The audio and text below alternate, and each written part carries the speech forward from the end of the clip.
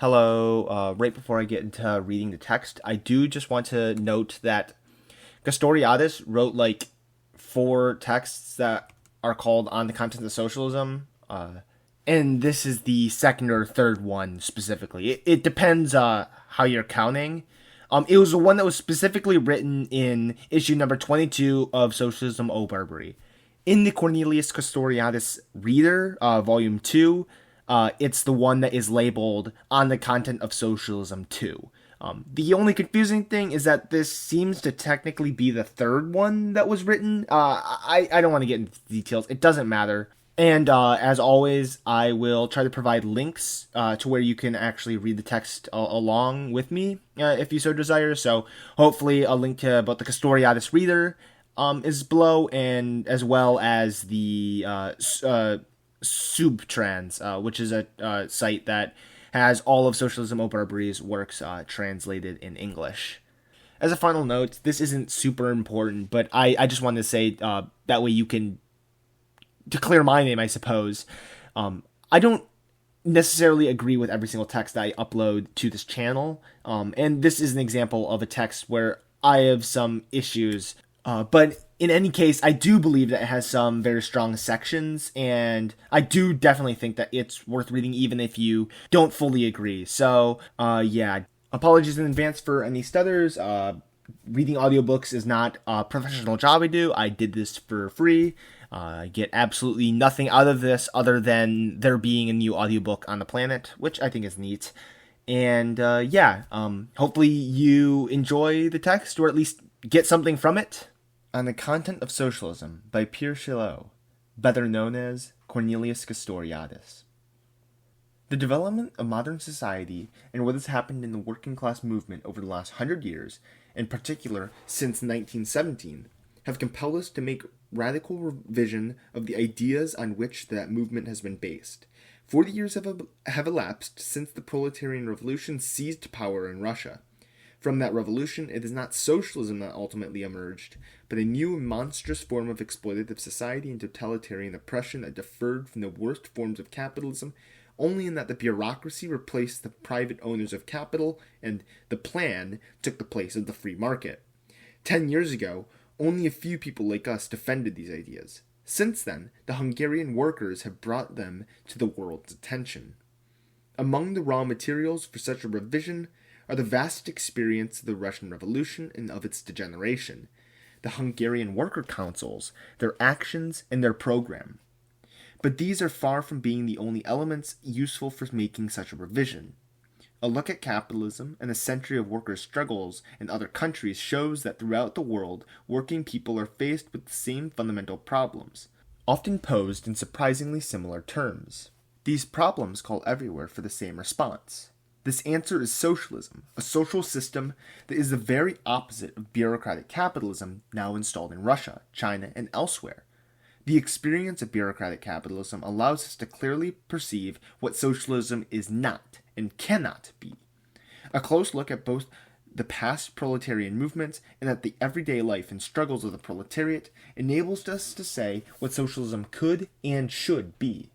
Basing ourselves on the century of experience, we can and must now define the positive content of socialism in a much fuller and more accurate way than was possible for previous revolutionaries. In today's vast disarray, people who call themselves socialists may be heard to say that they are no longer quite sure what the word means. We hope to show that the very opposite is the case. Today, for the first time, one can begin to spell out in concrete and specific terms what socialism really could be like. The task we are about to undertake not only leads us to challenge many widely held ideas about socialism, many of which go back to Lenin and some to Marx. It also leads us to question widely held ideas about capitalism, about the way it operates, and about the root of its crises, many of which have reached us, with or without distortion, from Marx himself. Two analyses are complementary, and in fact, the one necessitates the other. The revision we propose did not, of course, start today. Various strands of the revolutionary movement, and a number of isolated revolutionaries, have contributed to it over time. From the very first issue of Socialism, Barbarie, we endeavored to resume this effort in a systematic fashion. There we claimed that the fundamental division in contemporary societies was the division into directors and executants. We attempted to show how the working class's own developments would lead to its socialist consciousness. We stated that socialism could only be the product of the autonomous action of the proletariat. We stressed that a socialist society implied the abolition of any separate stratum of directors, and that it therefore implied the power of mass organs and workers' management of production. But in a sense, we ourselves have failed to develop the content of our own ideas to the full. It would hardly be worth mentioning this fact were it not that it expressed at its own level the influence of factors that have dominated the evolution of Marxism itself for a century, namely, the enormous dead weight of the ideology of exploitative society, the paralyzing weight of traditional concepts, and the difficulty of freeing oneself from inherited modes of thought. In one sense, our revision consists of making more explicit and precise what the genuine initial intention of Marxism and what has always been the deepest content of working class struggles, whether at their dramatic and culminating moments or in the anonymity of everyday life in the factory. In another sense, our revision consists of eliminating from revolutionary thought that accumulated dross of a century of revolutionary ideology. We want to break the distorting prisms through which we have become accustomed to looking at life and action of the proletariat. Socialism aims at giving a meaning to people's life and work, and enabling their freedom, their creativity, and the most positive aspects of their personality to flourish, at creating organic links between the individual and those around him, and between the group and society, at reconciling people with themselves and with nature. It thereby rejoins the most basic goals of the working class in its struggles against capitalist alienation. These are not aspirations about some hazy and distant future, but rather the content of tendencies existing and manifesting themselves today, both in revolutionary struggles and in everyday life. To understand this is to understand that, for the worker, the ultimate problem of history is an everyday problem. To grasp this is also to perceive that socialism is not nationalization, or planning, or even an increase in the standard of living. It is to understand that the real crisis of capitalism is not due to the anarchy of the market, or to overproduction, or to the falling rate of profit. Indeed, it is to see the tasks of theory and the function of revolutionary organization in an entirely new way. Pushed to their ultimate consequences, grasped in their full strength, these ideas transform our vision of society and the world. They modify our conception of theory as well as revolutionary practice. The first part of this text is devoted to the positive definition of socialism. The following part concerns the analysis of capitalism and the crisis it is undergoing.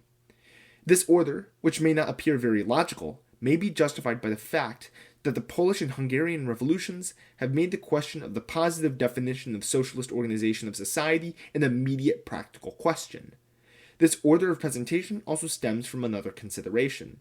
The very content of our ideas leads us to maintain that, ultimately, one cannot understand anything about the profound meaning of capitalism and the crisis it is undergoing unless one begins with the most total idea of socialism. For all that we have to say can be reduced, in the last analysis, to this. Socialism is autonomy, people's conscious direction of their own lives.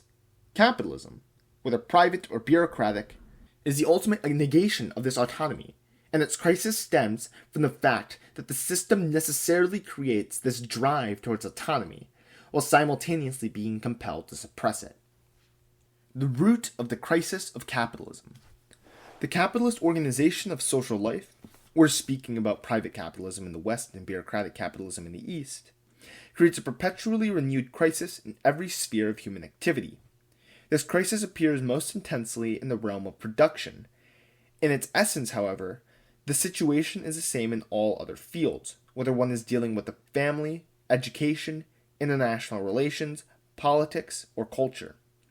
Everywhere, the capitalist structure of society consists of organizing people's lives from the outside, in the absence of those directly concerned and against their aspirations and interests. This is but another way of saying that capitalism divides society into a narrow stratum of directors, whose function is to decide and organize everyone's lives, and a vast majority of the population, who are reduced to carrying out, executing, the decisions made by these directors.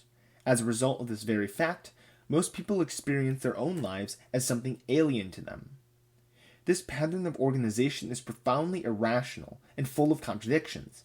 Under it, repeated crises of one kind or another are absolutely inevitable. It is profoundly irrational to seek to organize people, either in production or in politics, as if they were mere objects, deliberately ignoring what they themselves think or wish about how they are to organize themselves. In real life, capitalism is obliged to base itself on people's capacity for self-organization, on the individual and collective creativity of the producers. Without making use of these abilities, the system could not survive for a day. But the whole official organization of modern society both ignores and seeks to suppress these abilities to the utmost. The result is not only an enormous waste due to untapped capacity. The system does more. It necessarily engenders opposition, a struggle against it by those upon whom it seeks to impose itself.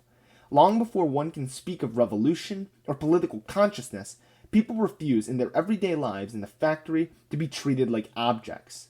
The capitalist organization of society is thereby compelled not only to structure itself in the absence of those most directly concerned, but also against the interested parties. The net result is not only waste, but perpetual conflict. If 1,000 individuals have among them a given capacity for self-organization, capitalism consists in more or less arbitrarily choosing 50 of these individuals, vesting them with managerial tasks, and deciding that the others should just be cogs. Metaphorically speaking, this are the 95% lost of social initiative and drive. But there's more to it. As the 950 ignored individuals are not cogs, and as capitalism is obliged up to a point to base itself on their human capacities and in fact to develop them, these individuals will react and struggle against what the system imposes upon them. The organizational faculties they are not allowed to exercise on behalf of a social order that rejects them, and which they reject, are now utilized against that social order. A permanent struggle develops at the very heart of social life. It soon becomes the source of further waste, for the main object of the activities of the narrow stratum of directors is henceforth not so much to organize the activity of these executants, but to retaliate against the executants' struggle against any kind of organization imposed on them. The key function of the managerial apparatus ceases to be merely organizational, and soon assumes all sorts of coercive aspects. Those in authority in a large modern factory in fact spend less of their time organizing production than putting down, directly or indirectly, the resistance of the exploited, whether it be a question of supervision, quality control, determining piece rates, calculating bonuses, human relations, or discussions with shop stewards or union representatives. On top of all this, there is, of course, a permanent preoccupation of those in power with making sure that everything is measurable, quantifiable, verifiable, and supervisable, so as to deal in advance with any inventive counter-reaction the workers might launch against new methods of exploitation. The same applies, with all due corrections, to the total overall organization of social life and to the essential activities of any modern state. The irrationality and contradictions of capitalism do not show up only in the way social life is organized. They appear even more clearly when one looks at the real content of the life this system proposes. More than any other social order, capitalism has put labor at the center of human activity. More than any other regime, capitalism makes of work something that is absurd. Absurd not from the viewpoint of the philosopher or the moralist, but from the point of view of those who have to perform it. What is challenged today is not only the human organization of work, but its nature, its contents, its methods, the very instruments and purpose of capitalist production. The two aspects are, of course, inseparable, but it is the second that needs to be stressed. As a result of the nature of work in a capitalist factory, and however it may be organized, the activity of the worker, instead of being an organic expression of his human faculties, turns into an alien and hostile process that dominates the subject of this process. The proletarian is tied to this activity, to its regulating principles, to its concrete methods, and to its ultimate goals only by thin but unbreakable thread: the need to earn a living. But this ensures that his work, even the day that it is about to begin, dawns as something hostile. Work under capitalism, therefore, implies a permanent mutilation, a perpetual waste of creative capacity, and a constant struggle between the worker and his own activity, between that which he would like to do and that what he has to do. From this angle, capitalism can survive only to the extent that reality does not yield to its methods and conform to its spirit. The system functions only to the extent that the official organization of production and of society is constantly resisted, thwarted, corrected, and completed by the effective self-organization of laboring people. Work processes can be effective under capitalism only to the extent that the real attitudes of workers towards their work differ from what is prescribed. Working people succeed in learning the general principles pertaining to their work, to which, according to the spirit of the system, they should have no access, and concerning which the system seeks to keep them in the dark. They then apply these principles to the specific conditions in which they find themselves, whereas in theory, this practical application can be spelled out only by the managerial apparatus. Exploitative societies persist because those whom they exploit help them survive. Slave-owning and feudal societies perpetuated themselves because ancient slaves and medieval serfs worked according to these norms set by the masters and lords of the society. The proletariat enables capitalism to continue by acting against the system. Here we find the origins of the historical crisis of capitalism, and it is in this respect that capitalism is a society pregnant with revolutionary prospects. Slavery or serf society functioned as far as the exploited did not struggle against the system. But capitalism can function only insofar as those whom it exploits actively oppose everything the system seeks to impose upon them. The final outcome of this struggle is socialism, namely the elimination of all externally imposed norms, methods, and patterns of organization, and the total liberation of creative and self-organizing capacities of the masses. The principles of socialist society. Socialist society implies people's self-organization of every aspect of their social activities. The instauration of socialism therefore entails the immediate abolition of the fundamental division of society into a class of directors and a class of executants. The content of socialist reorganization of society is first of all workers' management. The working classes repeatedly staked its claim to such management and struggled to achieve it at the high points of its historical actions. In Russia in 1917 and 1918, in Spain in 1936, in Hungary in 1956. The Council of the Enterprise's laboring people is a form of workers' management and the institution capable of realizing it. Workers' management means the power of the enterprise councils, and ultimately, at this level of society, the power of the central assembly and government of the councils. Factory councils or enterprise councils will be composed of representatives who are elected by the workers, responsible for reporting to them at regular intervals and revocable by them at any time, and will unite the functions of deliberation, decision, and execution. Such councils are historical creations of the working class. They have come to the forefront every time the question of power has been posed in modern society. The Russian factory committees of 1917, the German worker councils of 1919, the Hungarian worker councils of 1956, all sought to express, whatever their name, the same original, organic, and characteristic working class pattern of self-organization. To define the socialist organization of society in concrete terms is to draw all possible conclusions from two basic ideas: workers' management and the government of the councils, which are themselves the organic creations of the proletarian struggle. But such a definition can come to life and be given flesh and blood only if combined with an account of how these institutions of this society might function in practice. There is no question for us here of trying to draw up statutes for socialist society. Statutes as such mean nothing. The best of statutes can have meaning only to the extent that the people are permanently prepared to defend what is best in them, to make up what they lack, and to change whatever they may contain that has become inadequate or outdated. From this point of view, we obviously should condemn any fetishism for the Soviet or council type of organization. The rules of constant illegibility and revocability are of themselves quite insufficient to guarantee that the council will remain the expression of laboring people. The council will remain such an expression for as long as the people are prepared to do whatever may be necessary for it to remain so. The realization of socialism is not a question of better legislation. It depends on the autonomous action of the working class, on the class capacity to find within itself the necessary awareness of ends and means, the necessary solidarity and determination. But this autonomous mass action cannot remain amorphous, fragmented, and dispersed. It will find expression in patterns of organization and forms of organization, and methods of operation, and in institutions that adequately embody and express its purpose.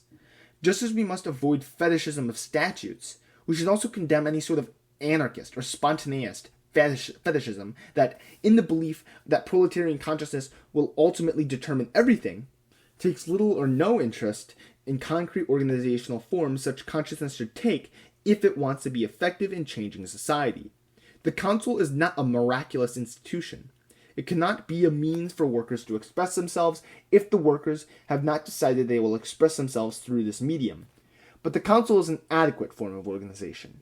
Its whole structure is set up to enable the will to self-expression to come to fore when it exists. Parliamentary institutions, on the other hand, whether it be called the National Assembly, the U.S. Congress, or the Supreme Soviet of the USSR, are, by definition, types of institutions that cannot be socialist.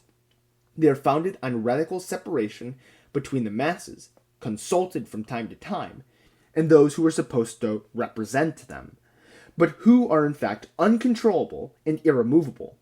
The council is designed so as to represent laboring people, but may cease to fulfill this function. Parliament is designed not to represent the masses, and so it never fulfills that function. The question of the existence of adequate institutions is basic to socialist society. It is particularly important as socialism can be insaturated only through a revolution, that is to say, as a result of a social crisis, in the course of which the consciousness and activity of the masses reach a state of extreme tension.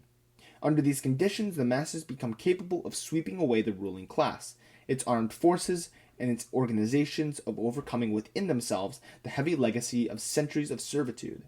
This state of affairs should be thought of not as some kind of paroxysm, but on the contrary, as a prefiguration of the level of both activity and awareness demanded of people in a free society. The ebbing of revolutionary activity has nothing inevitable about it. It will always remain a threat.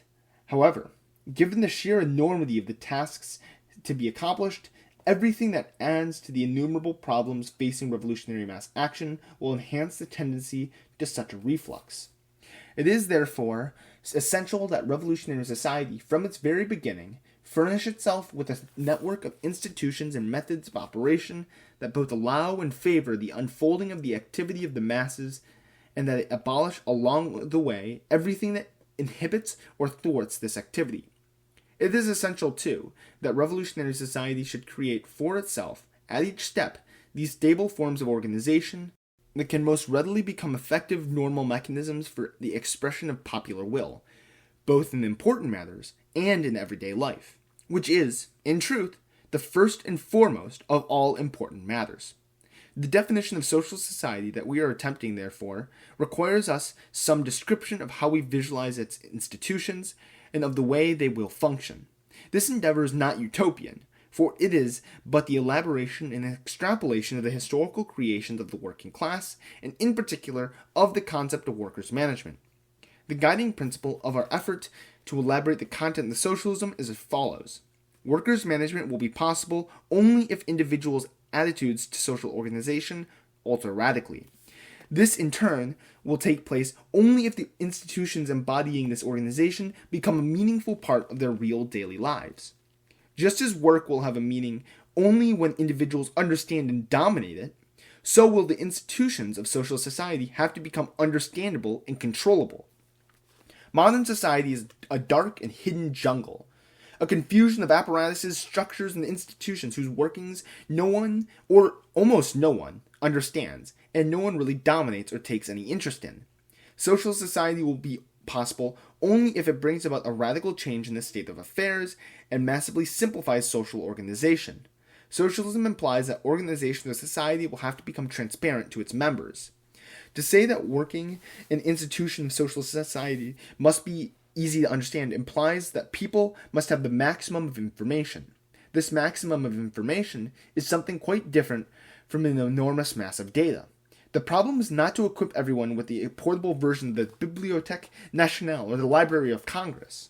On the contrary, the maximum of information depends first and foremost on the reduction of data to their essentials so that they can be readily handled by everyone. This will be possible because socialism will result in an immediate and enormous simplification of problems and the disappearance, pure and simple, of 4/5 of current rules and regulations, which have become quite meaningless. It will be facilitated by a systematic effort to gather and disseminate information about social reality and to present facts both adequately and simply. Further on, when discussing the functioning of socialist economy, we will give examples of enormous possibilities that already dominate in this field. Under socialism, people will dominate the workings and institutions of society instead of being dominated by them. Socialism will therefore have to realize democracy for the first time in human history. Etymologically, the word democracy means domination by the masses. We are not concerned here with the formal aspects of the word domination. Real domination must not be confused with voting. A vote, even a free vote, may only be, and often only is, a parody of democracy. Democracy is not the right to vote on secondary issues. It is not the right to appoint rulers who will then decide, without control from below, on all the essential questions. Nor does democracy lie in calling upon people to voice their opinions upon incomprehensible questions or upon questions that have no meaning for them. Real domination lies in one's being able to decide for oneself on all essential questions in full knowledge of the relevant facts. In full knowledge of all relevant facts. In these few words lies the whole problem of democracy. It is meaningless to ask people to voice their opinion if they are not aware of the relevant facts.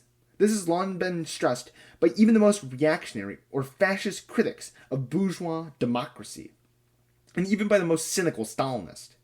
It is obvious that bourgeois democracy is a farce, if only because literally nobody in capitalist society can express an opinion in knowledge of the relevant facts, least of all the mass of the people from whom the political and economic realities, and the real meaning of the questions asked, are systemically hidden.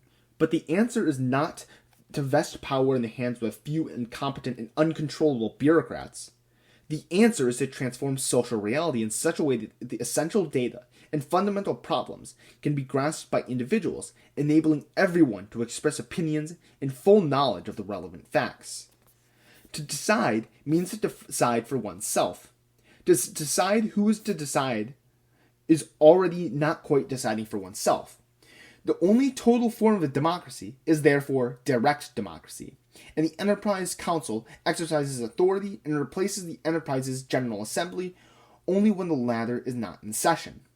To achieve the widest, most meaningful direct democracy will require that all the economic, political, and other structures of society be articulated around grassroots cells that are concrete collectives, organic social units.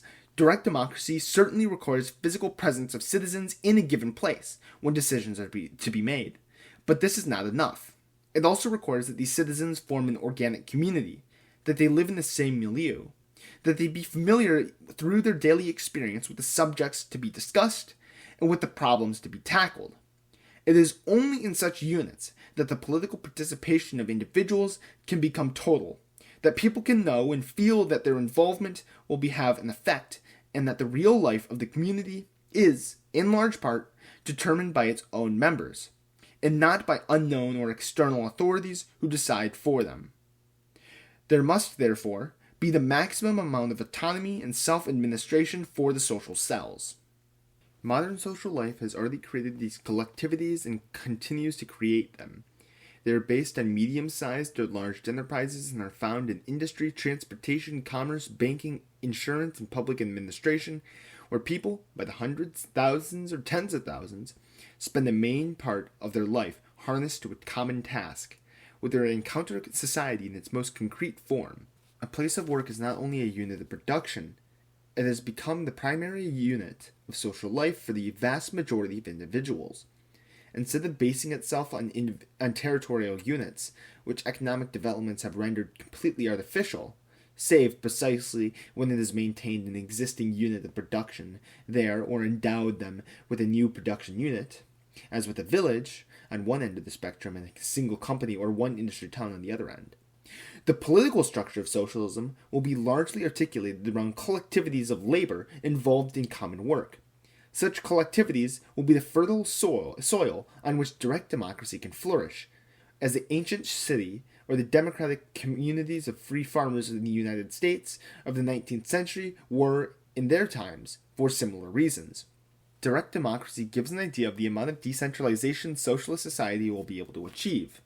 But this democratic society will have to find a means of democratically integrating the grassroots units into the social fabric as a whole, as well as achieving this necessary degree of centralization, without which the life of a modern nation would collapse. It is not centralization as such that has brought about political alienation in modern societies, or that has led to the expropriation of the power of the many for the benefit of the few. It comes rather from the constitution of a separate, uncontrollable body, exclusively and specifically concerned with the task of centralization. As long as centralization is conceived of as the independent function of an independent apparatus, bureaucracy and bureaucratic rule will indeed be inseparable from centralization. But in a socialist society, there will be no conflict between centralization and the autonomy of grassroots bodies, insofar as both functions will be exercised by the same bodies. There will be no separate apparatus whose function it will be to reunite what it has itself fragmented. This absurd task, need we recall it, is precisely the function of a bureaucracy. Monstrous centralization is a feature of all modern exploitative societies. The intimate links between centralization and totalitarian bureaucratic rule in such class societies provoke a healthy and understandable aversion to centralization among many people. But this response is often confused, and at times it reinforces the very thing it seeks to correct. Centralization, there is the root of all evil, proclaim many honest militants as they break with Stalinism in France, as well as in Poland or Hungary.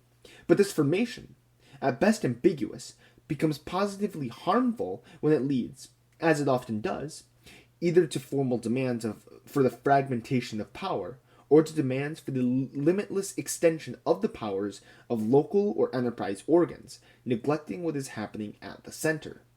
When Polish militants, for instance, imagine that they have found a way to abolish bureaucracy, when they advocate a social life organized and directed by several centers, the state administration, a parliamentary assembly, the trade unions, worker councils, and political parties, they are arguing besides the point. They fail to see that this polycentrism is equivalent to the absence of any real and identifiable center controlled from below. And as modern society has to make certain central decisions, the constitution they propose will exist only on paper. It will serve only to hide the reemergence of a real, but this time masked, and therefore more formidable, center from amid the ranks of state and political bureaucracy. The reason is obvious. If one fragments any body accomplishing a significant or vital function, one only creates 10 times over an enhanced need for some other body to reassemble the fragments.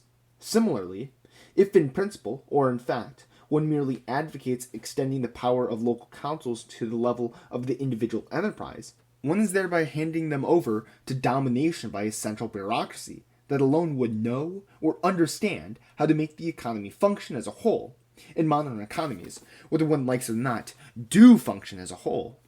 To refuse to face up to the question of central power is tantamount to leaving the solution of the problems to some bureaucracy or other. Socialist society will therefore have to provide a socialist solution to the problem of centralization.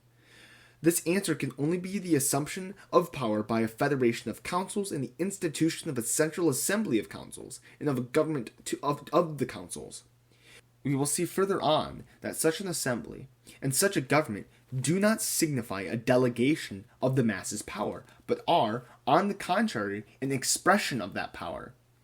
At this stage, we only want to discuss the principles that will govern the relationship of such bodies to councils and social communities.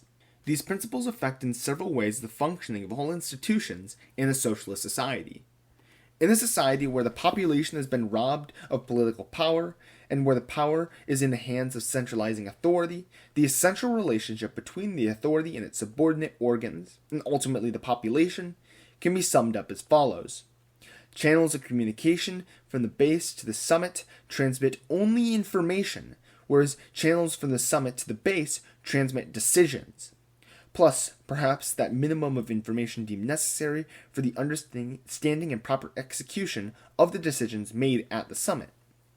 The whole setup expresses not only a monopoly of power by the summit, a monopoly of decision-making authority, but also a monopoly of the conditions necessary for the exercise of power. The summit alone has a sum total of information needed to evaluate and decide. In modern society, it can only be by accident that any individual or body gains access to information other than that relating to his or its immediate milieu. The system seeks to avoid, or at any rate, it does not encourage, such accidents. When we say that in a socialist society, the central power will not constitute a delegation of power, but will be the expression of the power of the masses, we are implying a radical change in the way of doing things. Two-way communications will be insaturated between the base and the summit. One of the essential tasks of the central bodies, including the council government, will be to collect, transmit, and disseminate information conveyed to them by local groups. In all essential fields, decisions will be made at the grassroots, and will be sent back to the summit, whose responsibility it will be to ensure their execution or to carry them out itself. A two-way flow of information and decisions will thus be insaturated, and this will not only apply to relations between the government and the councils, but it will also be the model for relations among all institutions and those who participate in them. Socialism is the transformation of work. Socialism can be insaturated only by the autonomous action of the working class. It is nothing other than this autonomous action. Socialist society is nothing other than the self-organization of this autonomy.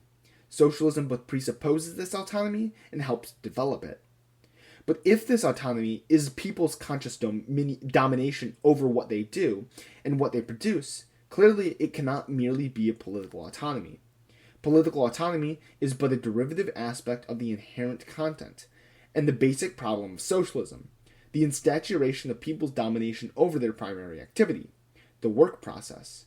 We deliberately say insaturation and not restoration, for never in history has this kind of domination existed.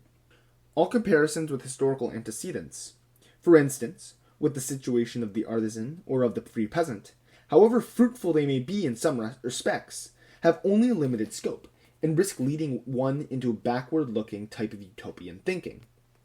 A purely political autonomy would be meaningless. One cannot imagine a society where people would be slaves in production every day of the week, and then enjoy Sundays of political freedom. The idea that socialist production or the socialist economy would be run at any political level by technicians supervised by councils, or by Soviets, or by any other body incarnating the political power of the working class is pure nonsense. Real power in any such society rapidly falls in the hands of those who manage production. The councils or Soviets sooner or later would wither away amid the general indifference of the population.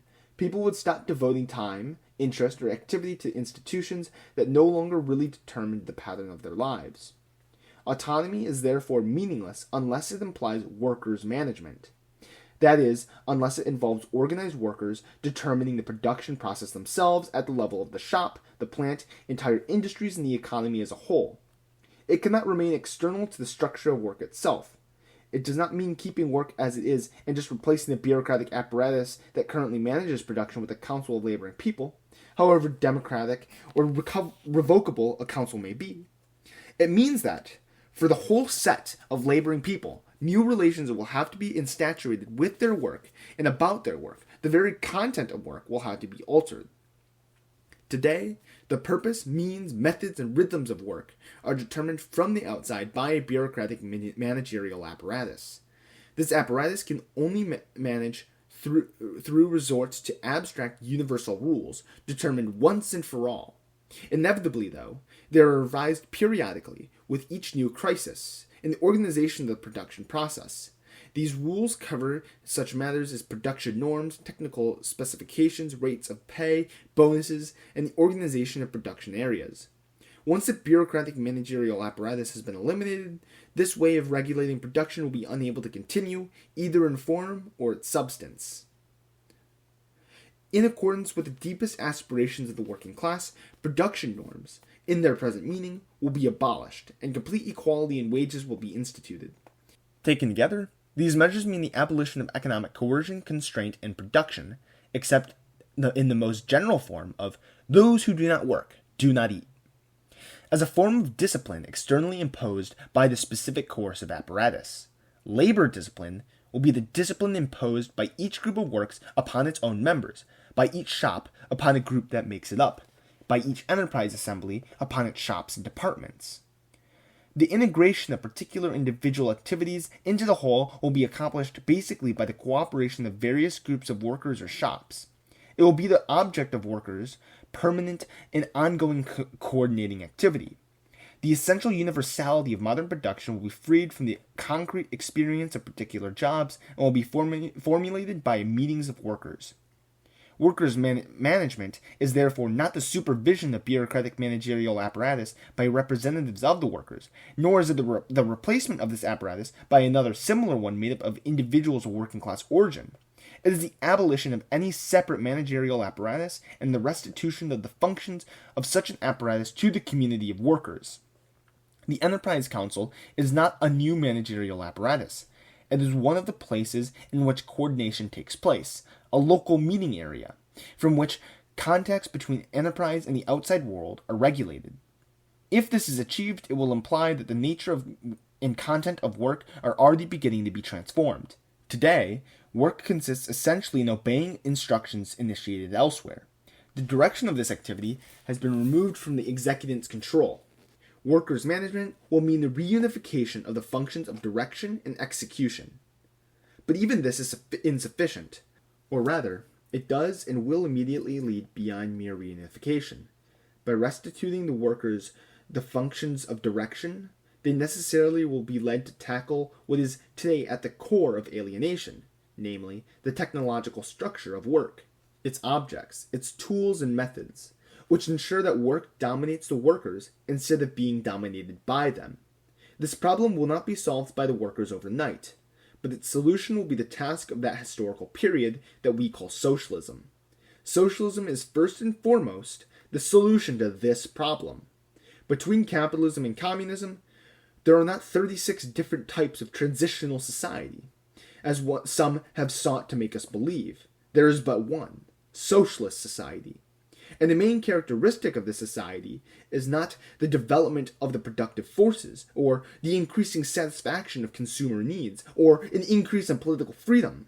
The hallmark of socialism is a transformation it will bring about in the nature and content of work, though the conscious and deliberate transformation of an inherited technology. For the first time in history, technology will be subordinated to human needs, not only the people's needs as consumers, but to their needs as producers. The socialist revolution will allow the process to begin. Its realization will mark the entry of humanity into the communist era. All other things, politics, consumption, etc., are consequences, conditions, implications, and presuppositions that certainly must be looked at in their organic unity, but which can acquire such a unity or meaning only through their relation to the central problem, the transformation of work itself. Human freedom will remain an illusion and a mystification if it does not mean freedom in people's fundamental activity, their productive activity. And this freedom will not be a gift bestowed by nature. It will not arise automatically by increments or out of other developments. People will have to create it consciously in the last analysis. This is the content of socialism. Important practical consequences pertaining to the immediate tasks of socialist revolution follow from these considerations. Changing the nature of work will be tackled from both ends. On the one hand, the development of people's human capacities and faculties will become the revolution's highest priority. This will imply the systematic dismantling, stone by stone, of what remains of the edifice of the division of labor.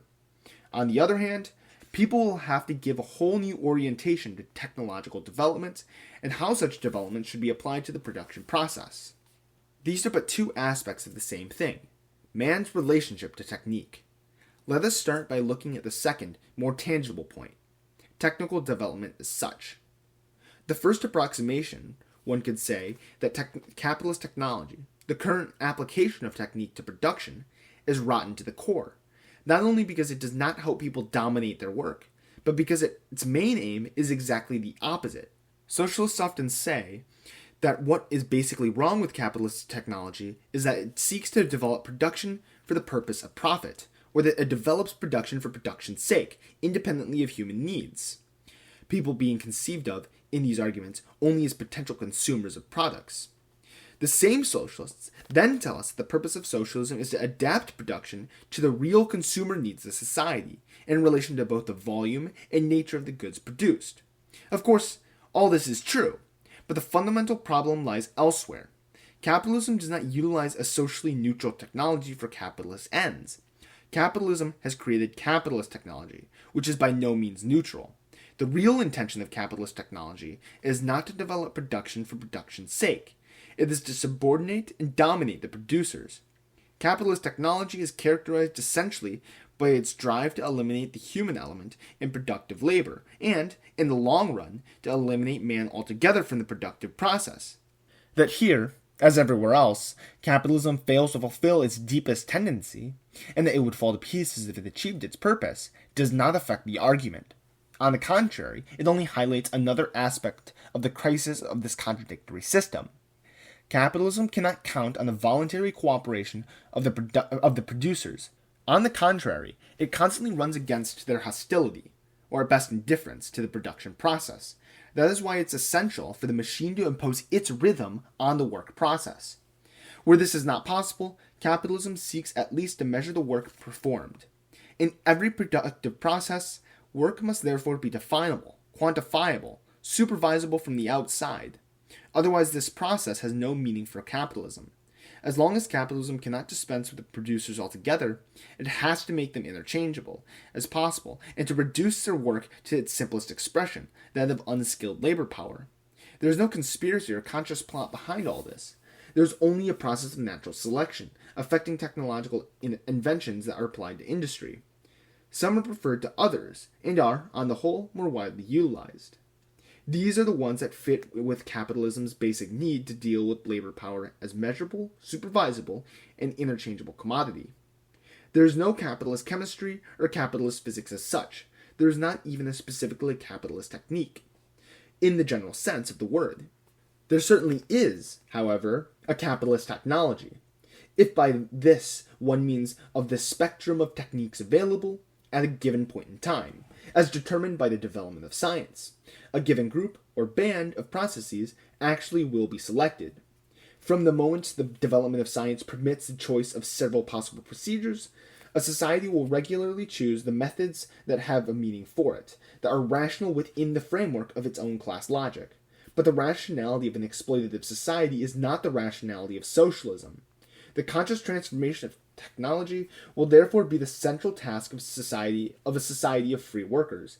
Correspondingly, the analysis of alienation and the crisis in capitalist society ought to begin with this central core of all social relations, which is found in the concrete relation of production, people's relation to work, as seen in its three indissociable aspects: the relation of the workers to the means and objects of production, workers' relations among themselves, and the relation of the workers to the managerial apparatus of the production process.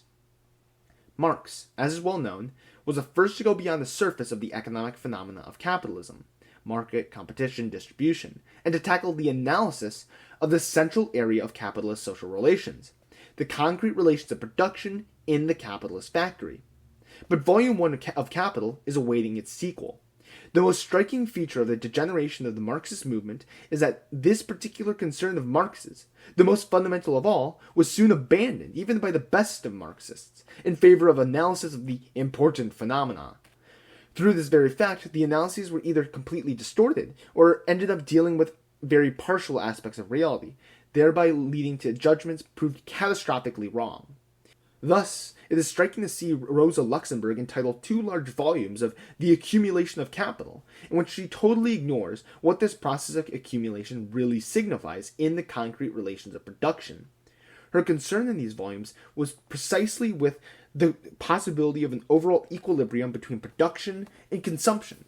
And she finally came to believe that she had discovered in capitalism a process of automatic collapse. An idea, needless to say, that is concretely false and a priori absurd. It is just as striking to see Lenin and his imperialism start from the correct and fundamental observation that the concentration of capital has reached the stage of domination by the monopolies, and yet neglect this transformation in the capitalist factory's relations of production that results precisely from such concentration. At the same time, he ignored the crucial phenomenon of the constitution of an enormous apparatus managing production, which was henceforth to incarnate exploitation. He preferred to see the main consequences of the concentration of capital in the transformation of capitalists into coupon-clipping rentiers. The workers' movement is still paying the consequences of this way of looking at things. Insofar as ideas play a role in history, Khrushchev is in power in Russia as a byproduct of the concentration of that exploitation that can take the form only of coupon clipping. But we shall go back even further. We must go back to Marx himself. Marx shed a great deal of light on the alienation of the producer experiences in the course of the capitalist production process, and on the enslavement of man by the mechanical universe he has created. But Marx's analysis is at times incomplete in that he sees only alienation in all of this, and capital, as opposed to Marx's earlier writings, it is hardly brought out at all that the worker is, and only can be, the positive vehicle of capitalist production, which is obliged to base itself on him as such, and to develop him as such, while simultaneously seeking to reduce him to an automaton, and, at the limit, drive him out of production altogether. Because of this, the analysis fails to perceive the primary crisis of capitalism is the crisis of the point of production, due to simultaneous existence of the 2 contradictory tendencies, neither of which could disappear without the whole system collapsing. Marx shows in capitalism despotism in the workshop and anarchy in society, instead of seeing it as both despotism and anarchy in both the workshop and society. This leads him to look for a crisis of capitalism, not in production itself, except insofar as capitalist production develops oppression, misery, degradation, but also revolt, and the numerical strength and discipline of the proletariat, but in factors such as overproduction and the falling rate of profit. Marx therefore fails to see that as long as these types of work persists, this crisis will persist, with all it entails, and not only whatever the system of property, but also whatever this nature of the state, and finally whatever even the system of management of production. In certain passages of Capital, Marx is thus led to see in modern production only the fact that the producer is mutilated and reduced to a fragment of man, which is true as much as the contrary, and what is more serious, to link this aspect to modern production and finally to production as such, instead of linking it to capitalist technology. Marx implies that the basis of this state of affairs is modern production as such, a stage in the development of a technique about which nothing can be done, the famous realm of necessity. Thus, the takeover of society by the producers, socialism, at times comes to mean for Marx only an external change in political and economic management, a change that would lead intact the structure of work, and simply reform its more inhuman aspects. This idea is clearly expressed in a famous passage of Volume 3 of Capital, where Marx, speaking of social society, says, quote, "In fact, the realm of freedom actually begins only where labor, which is determined by necessity and mundane consideration, ceases. Thus, in the very nature of things, it lies beyond the sphere of actual material production. Freedom in this field can only consist in socialized man, the associated producers rationally regulating their intercourse with nature, bringing it under the common control instead of being ruled by it, and achieving this with the least expenditure of energy and under conditions most favorable and worthy of their human nature. But it nevertheless remains still a realm of necessity. Beyond it begins the true realm of freedom, which, however, can blossom forth only with this realm of necessity as its basis. The shortening of the working day is its basic prerequisite." End quote. If it is true that the realm of freedom actually begins only where labor which is determined by necessity and mundane consideration ceases, it is strange to read from the pen of the man who wrote "Industry is the open book of human faculties," that freedom thus could be found only outside of labor. The proper conclusion, which Marx himself draws in certain other places, is that the realm of freedom begins when labor becomes free activity, both in what motivates it and in its content. In the current way of looking at things, however, freedom is what is not work. It is what surrounds work. It is either free time, reduction of the working day, or rational regulation and common control of exchanges with nature, which minimize human effort and preserve human dignity. In this perspective, the shortening of the working day certainly becomes a basic prerequisite, as mankind would be free only in its leisure. The reduction of the working day is in fact important. Not for this reason, however, but because it would allow people to achieve a balance between their various types of activity. And, at the limit, the ideal, communism, is not the reduction of the working day to zero, but the free determination of each of the nature and extent of his work. Socialist society will be able to reduce the length of the working day, and will do so, but this will not be its fundamental preoccupation. Its first task will be to tackle the realm of necessity as such, to transform the very nature of work. The problem is not to leave more and more free time to individuals, which might well be only empty time, so they may fill it up with poetry or with the carving of wood. The problem is to make all time a time of liberty, and to allow a concrete freedom to embody itself in creative activity. The problem is to put poetry into work. Production is not something negative that has to be limited as much as possible for mankind to fulfill itself in its leisure. The installment of autonomy is also, and in the first place, the instauration of autonomy in work. Underlying the idea that freedom is to be found outside the sphere of the actual material production, there lies a double error. First, the very nature of technique and of modern production renders inevitable the domination of the production process over the producer in the course of his work. Second, that technique, and in particular modern technique, follows an autonomous development before which one can only bow down. Modern technique would moreover possess the double attribute of, on the one hand, constantly reducing the human role in production, and, on the other, of constantly increasing the productivity of labor.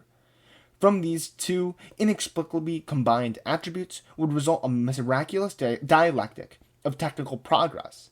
More and more a slave in the course of work, man would be in a position to reduce enormously the length of his work, if only he could succeed in organizing society rationally. We have already shown, however, that there is not an autonomous development of technique in application to the production process, that is, of technology. Of the sum of technologies that scientific and technical development makes possible at any given point in time, capitalist society brings a fulfillment those ones that correspond most closely to its class struggle and that best permit capital to struggle against labor. It is generally believed that the application of this or that invention to production depends on its economic profitability. But there is no such thing as a neutral economic profitability. The class struggle in the factory is the main factor determining profitability. A given invention will be preferred to another by a factory management if, other things being equal, it enhances the independent progress of production, freeing it from interference by the producers. The increasing enslavement of the people in production flows essentially from this process, and not from some mysterious curse inherent in the given phase of technical development. There is, moreover, no magic dialectic of slavery and productivity. Productivity increases as a function of the enormous scientific and technical advancements that are at the basis of modern production, and it increases despite the slavery, not because of it. Slavery implies an enormous amount of waste, due to the fact that people only contribute to production an infinitesimal fraction of their potential abilities. We're passing no a priori judgment on what these faculties may be, however low they may estimate these faculties. Mr. Dreyfus and Mr. Khrushchev would have to admit that their own particular ways of organizing production only tap an infinitesimal fraction of their potential. Socialist society will not be afflicted by any kind of technical curse. Having abolished bureaucratic capitalist relations, it will tackle at the same time the technological structure of production which is at the basis of these relationships and their ever-renewed product. Workers' management of the business enterprise.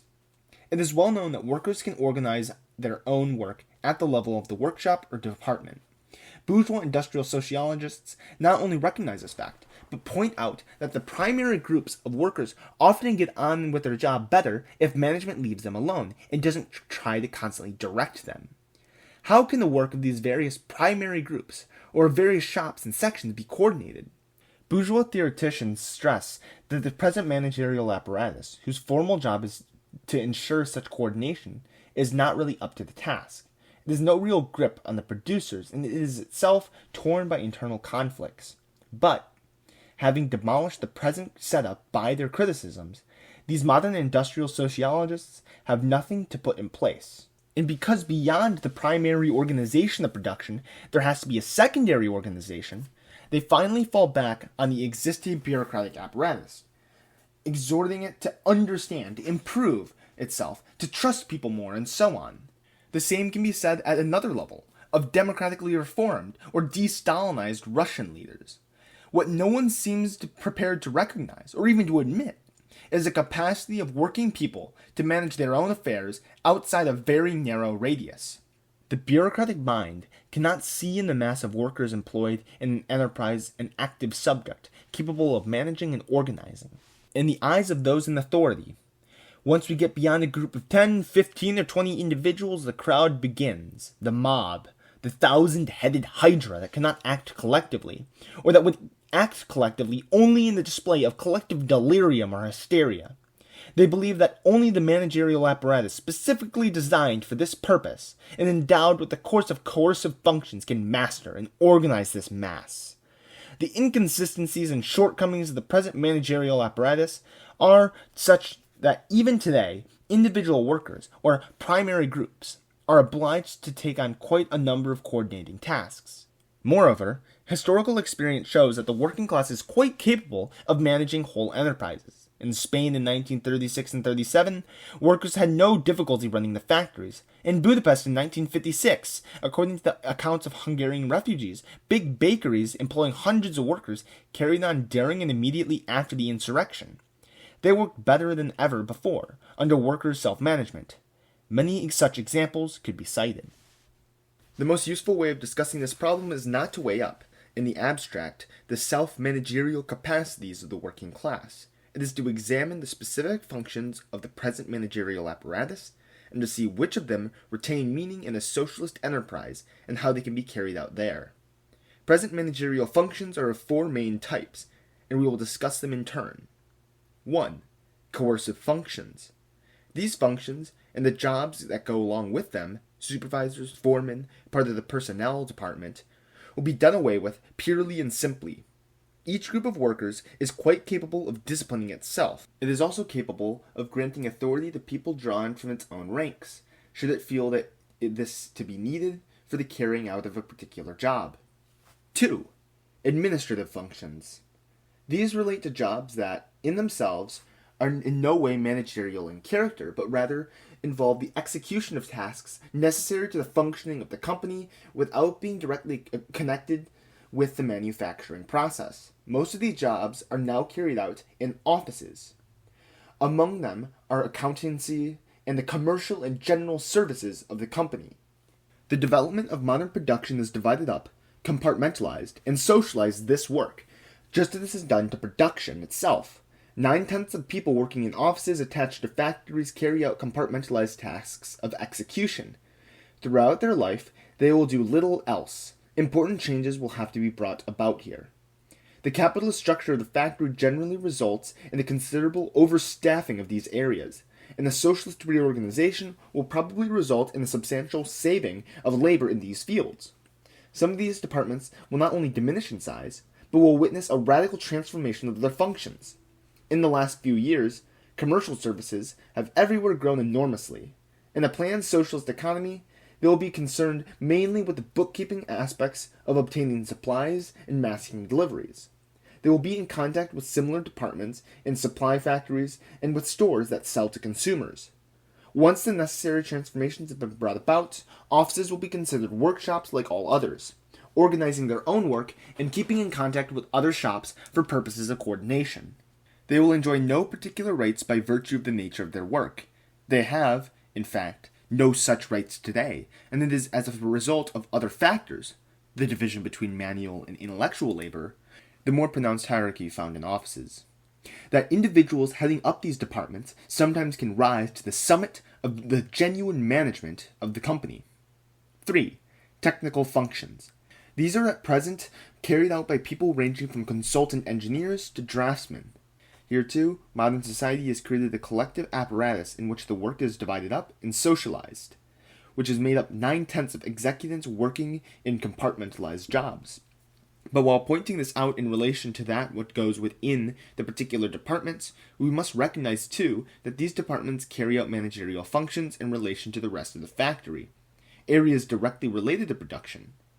Once production targets have been set, it is the collective technical apparatus that selects, or is charged without selecting, the appropriate ways and means, looks into the necessary changes in tooling, determines the sequence and the details of various operations, etc.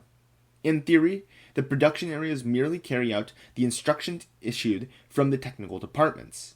Supposedly, a complete separation exists between those who draw up the plans and those who are charged with carrying them out under the concrete conditions of mass production. Up to a point, all this is based on something real. Today, a specialization in technical and scientific competence are the privilege of a minority. But it does not follow at all that the best way to use this expertise is to leave it to the experts to decide everything about the production process. Competence is, by definition, restricted by its scope. Outside his particular sector, or outside this particular process he is familiar with, the technician is no better equipped to make a responsible decision than anyone else. Even within his own field, his viewpoint is inherently limited. He will often know very little about other sectors and may tend to minimize their importance, although these sectors have definite bearing on his own. Moreover, and this is more important, the technician is separated from the real process of production. This separation is a source of waste and conflict in capitalist factories. It will be abolished only when technical and productive staff have begun to cooperate thoroughly. This cooperation will be based on a joint decision made by technicians and by those who are working on a given task. Together, they will decide on the methods and means to be used. Will such cooperation work smoothly? There is no intrinsic reason why insurmountable obstacles should arise. The workers have no interest in challenging an answer that the technician, in his capacity as a technician, may give to a purely technical problem. And if there are disagreements, these will rapidly be resolved in practice. The field of production allows for an almost immediate verification of what this or that person proposes. That for this or that part of the tool, a certain type of metallic compound would be preferable, given the state of knowledge and certain conditions of production, cannot and will not be a matter of controversy. But the answers provided by the technique establish only a general framework. They suggest only some of the elements that will, in practice, influence the concrete production process. Within this given framework, there will be a multitude of ways to organize this process. The choice will be to take into account, on the one hand, certain considerations of economy of labor, of energy, of raw materials, of plant, and, on the other hand, and this is much more important, considerations relating to the fate of man in production. And on these questions, by definition, the only people who can decide are those directly involved. In this area, the specific competence of the technician, as a technician, is nil. In other words, what we are challenging deep down is the whole concept of a technique capable of organizing people from the outside. Such an idea is as absurd as the idea of a psychoanalytic session in which the patient will not appear, thus making the psychoanalysis into just a technique in the hands of the analyst. Such techniques are just techniques of oppression and coercion, offering personal incentives, which, ultimately, would remain ineffective. Accordingly, the actual organization of the production process can be vested only in those who perform it. The producers obviously will take into account various technical points suggested by competent technicians. In fact, there obviously will be a permanent process of give and take, if only because the producers themselves will see new ways of organizing the manufacturing process, thereby posing new technical problems concerning which the technicians will in turn have to put forward their comments and evaluations before a joint decision can be made in full knowledge of the relevant facts. But the decision, in this case, as in others, will be in the hands of the producers, including the technicians of a given shop, if it only affects a shop, or of a factory as a whole, if it affects the whole factory. The roots of a possible conflict between the workers and technicians, therefore, are not of a technical nature.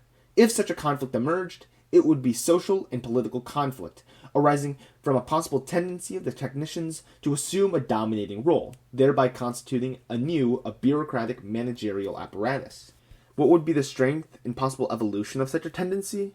We cannot discuss this problem in any depth. We can only re-emphasize that technicians do not constitute a majority, or even an essential part, of the upper strata of modern economic or political management. In fact, to become aware of this obvious fact helps one see through the mystificatory character of all these arguments that seek to prove that ordinary people cannot manage production because they lack the necessary technical capacity. The vast majority of technicians only occupy subordinate positions. They only carry out compartmentalized work on instructions from above. Those technicians who have reached the top are not there as technicians, but as managers or organizers. Modern capitalism is bureaucratic capitalism. It is not, and never will be, a technocratic capitalism. The concept of a technocracy is an empty generalization of superficial sociologists, or a daydream of technicians confronted with their own impotence and with the absurdity of the present system. Technicians do not constitute a separate class. From the formal point of view, they are just a category of salaried workers. The evolution of modern capitalism, by increasing their numbers and transforming them into people who will carry out compartmentalized and interchanging labor, tends to drive them closer to the working class. Counteracting these tendencies, it is true, it is their position in the wage and status hierarchies, and also their scanty chances for moving up, still open to them. But the channels are gradually being closed as the numbers of technicians increases and as bureaucratization spreads within its own ranks. In parallel with all this, a kind of revolt is developing among the compartmentalized and bureaucratized technicians as they confront the irrationalities of the system of bureaucratic capitalism and increasingly experience difficulties in giving free rein to the capacities for creative and meaningful work. Some technicians already at the top or on their way there will side squarely with the exploiting society. They will be opposed, however, by the growing minority of disaffected colleagues, ready to work with others in overthrowing the system. In the middle, of course, will be the great majority of technicians today, apathetically accepting their status as slightly privileged employees. Their present conservatism suggests that they will not risk a conflict with real power, whatever its nature. The evolution of events can only radicalize them.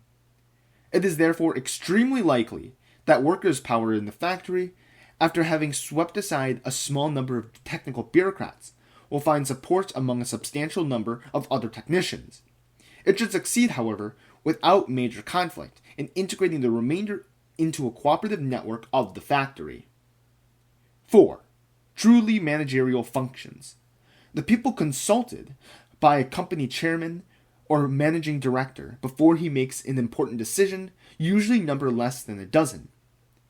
Even in the largest of firms, this very narrow stratum of management has two main tasks.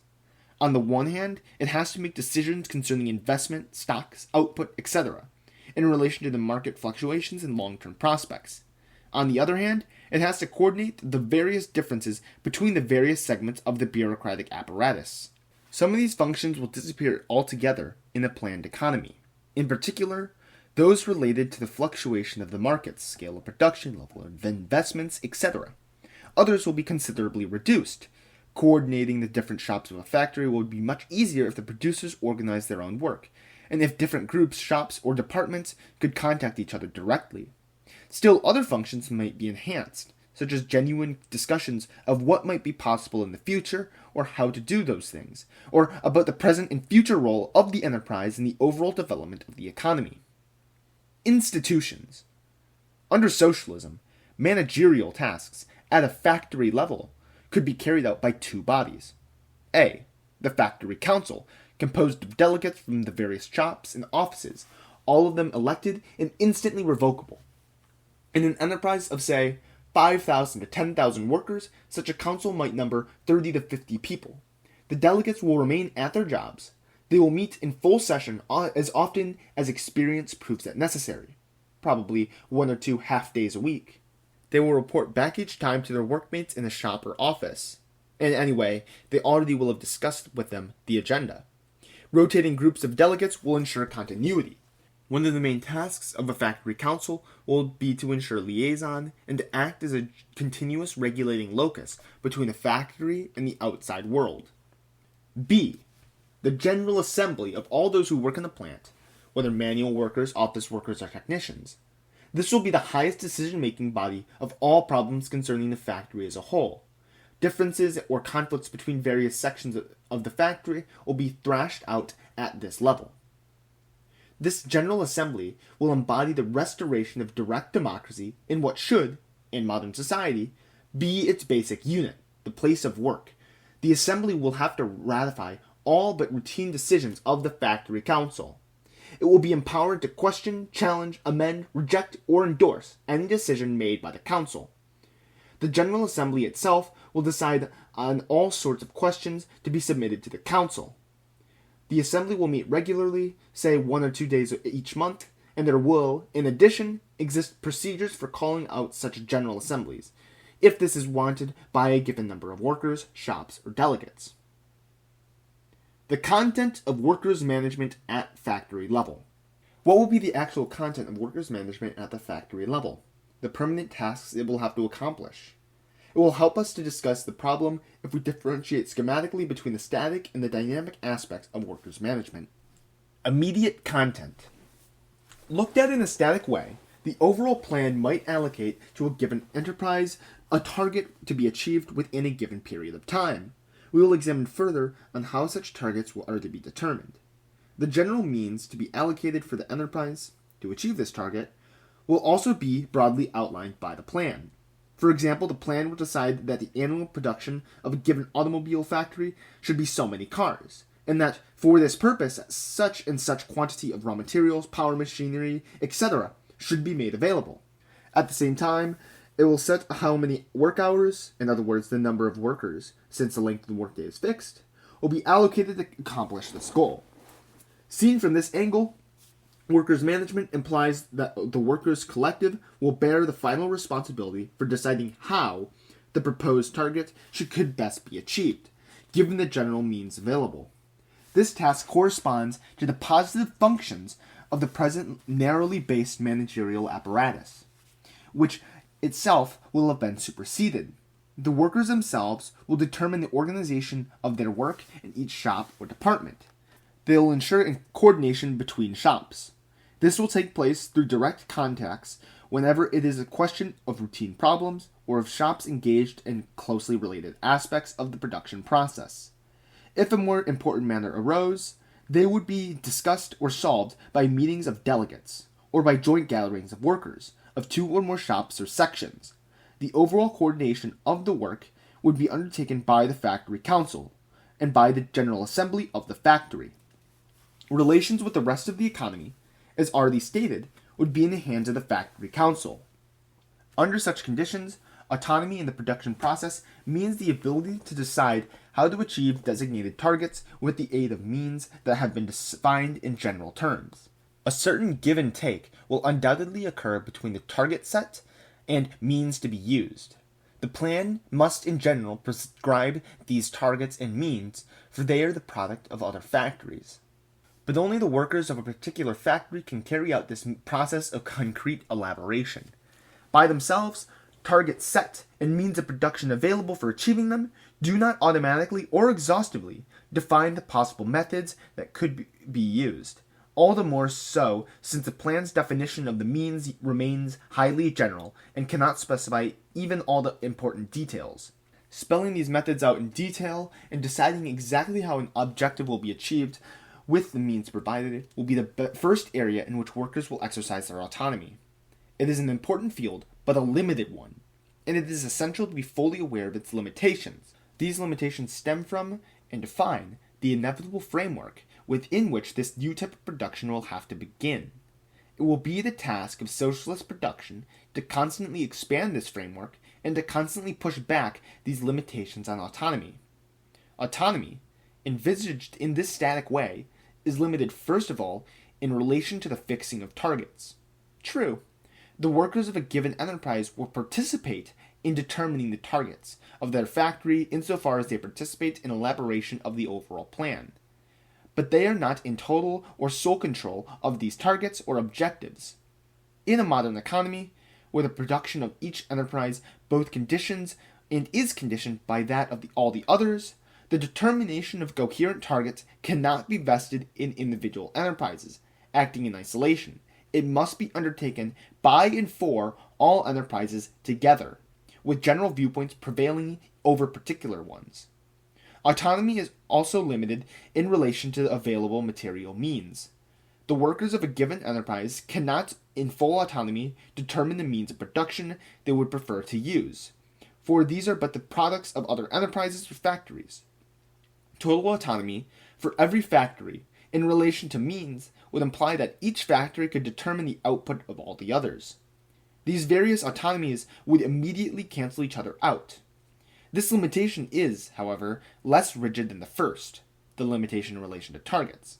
Alterations of its own equipment, as proposed by the user factory, could easily be accommodated by the producer factory, without the latter saddling itself with an extra heavy load. On a small scale, this happens even today in integrated engineering factories, car factories for instance, where a substantial part of the tooling utilized in one shop might be used in another shop of the same factory. Close cooperation between plants making machine tools and plants using them could quickly lead to considerable changes in the means of production currently used. Subsequent possibilities.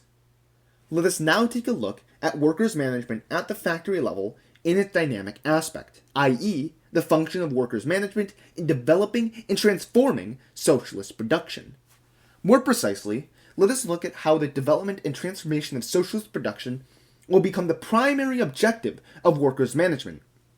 Everything we have suggested so far will now have to be re-examined. In this way, we shall see how limits to autonomy will gradually be pushed back. The change will be most obvious in relation to the means of production. As we have said, socialist society will attack the problem of how to consciously transform the technology it has inherited from capitalism. Under capitalism, production equipment, and more generally the means of production, are planned and manufactured independently of the user and of his preferences. Manufacturers, of course, pretend to take the user's viewpoint into account, but this has little to do with the real user, the worker on the shop floor. But equipment is made to be used productively. The viewpoint of the productive consumers, i.e., those who will use the equipment to produce these goods, is of primary importance, as the views of those who make the equipment are also important. The problem of the structure of the means of production will only be solved by the vital cooperation of these two categories of workers. In an integrated factory, this involves permanent contacts between the corresponding shops. At a level of the economy as a whole, it will have to take place through the instauration of normal, permanent contacts between factories and between sectors of production. This problem is distinct from that of the overall framework.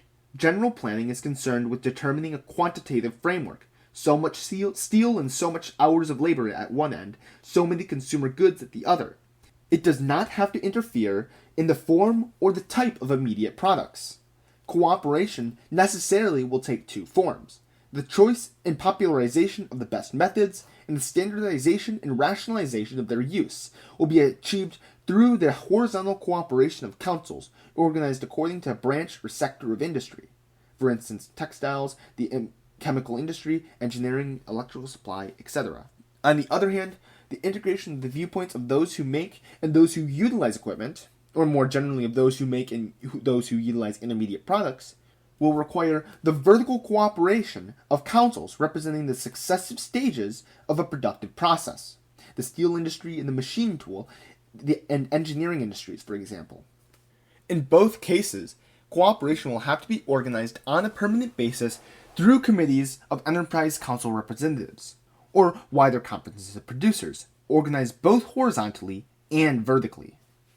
Considering the problem from the dynamic angle, which ultimately is the only important one, we see once again that the terrain for exercising autonomy has expanded considerably. Already, at the level of individual enterprises, but more significantly at the level of cooperation between enterprises, the producers are beginning to influence the structure of the means of production. They are, thereby, reaching a position where they are beginning to dominate the work process. They're not only determining its methods, but now also modifying its technological structure. This fact now begins to alter what is said about targets. 3/4 of gross modern production consists of intermediate products, of means of production in the broadest sense.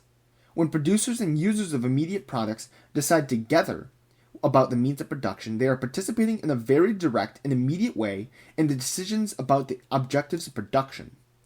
The remaining limitation, and it is also an important one, flows from the fact that these means of production, whatever their exact nature, are destined, in the last analysis, to produce consumer goods, and the overall volume of these can be determined only in general terms, by the plan.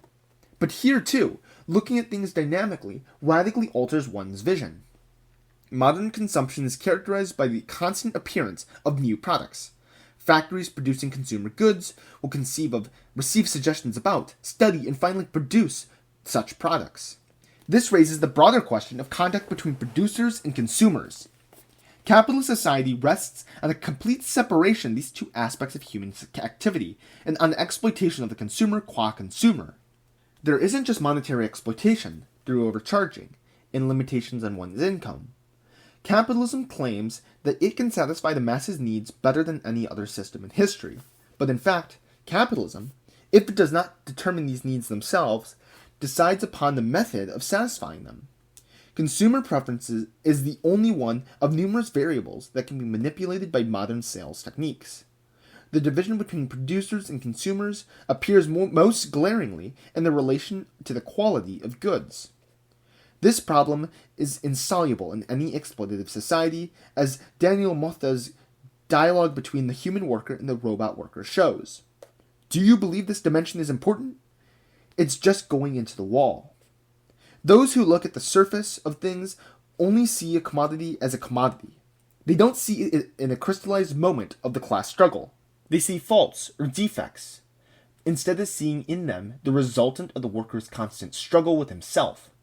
Faults or defects embody the worker's struggle against exploitation. They also embody squabbles between the different sections of the bureaucracy managing the plant. The elimination of exploitation will, of itself, bring about the change in all this. At work, people will begin to assert their claims as future consumers of what they are producing. In its earlier phases, however, socialist society will undoubtedly have to instantiate regular forms of contact, other than the market, between producers and consumers. We have assumed, as a starting point for all this, the division of labor inherited from present-day capitalism. But we have also pointed out that, from the very beginning, socialist society cannot survive unless it demolishes the division. This is an enormous subject, which we cannot even begin to deal with in this text. Nevertheless, the first benchmarks of a solution can be seen even today. Modern production has destroyed many traditional professional qualifications. It has created universal automatic or semi-automatic machines. It has thereby itself demolished in its own the traditional framework of the industrial division of labor. It has given birth to the universal worker, who is capable, after a relatively short apprenticeship, of using most existing machines. Once it gets beyond its class aspects, the posting of workers to particular jobs in a big modern enterprise consists less and less of a genuine division of labor and more to a simple division of tasks. Workers not allocated to given areas of the productive process and then riveted to them because their occupational skills invariably correspond to the skills required by management. They are placed here rather than there because putting a particular worker in a particular place at a particular time happens to suit the personnel officer, or the foreman, or, more prosaically, just because a particular vacancy happened to exist. Under socialism, factories would have no reason to accept the artificially rigid division of labor now prevailing.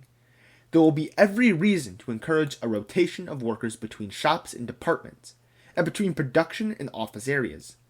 Such a rotation will greatly help workers to participate actively in the management of production in full knowledge of the relevant facts as more and more workers develop first-hand familiarity with what is going on in a growing number of shops.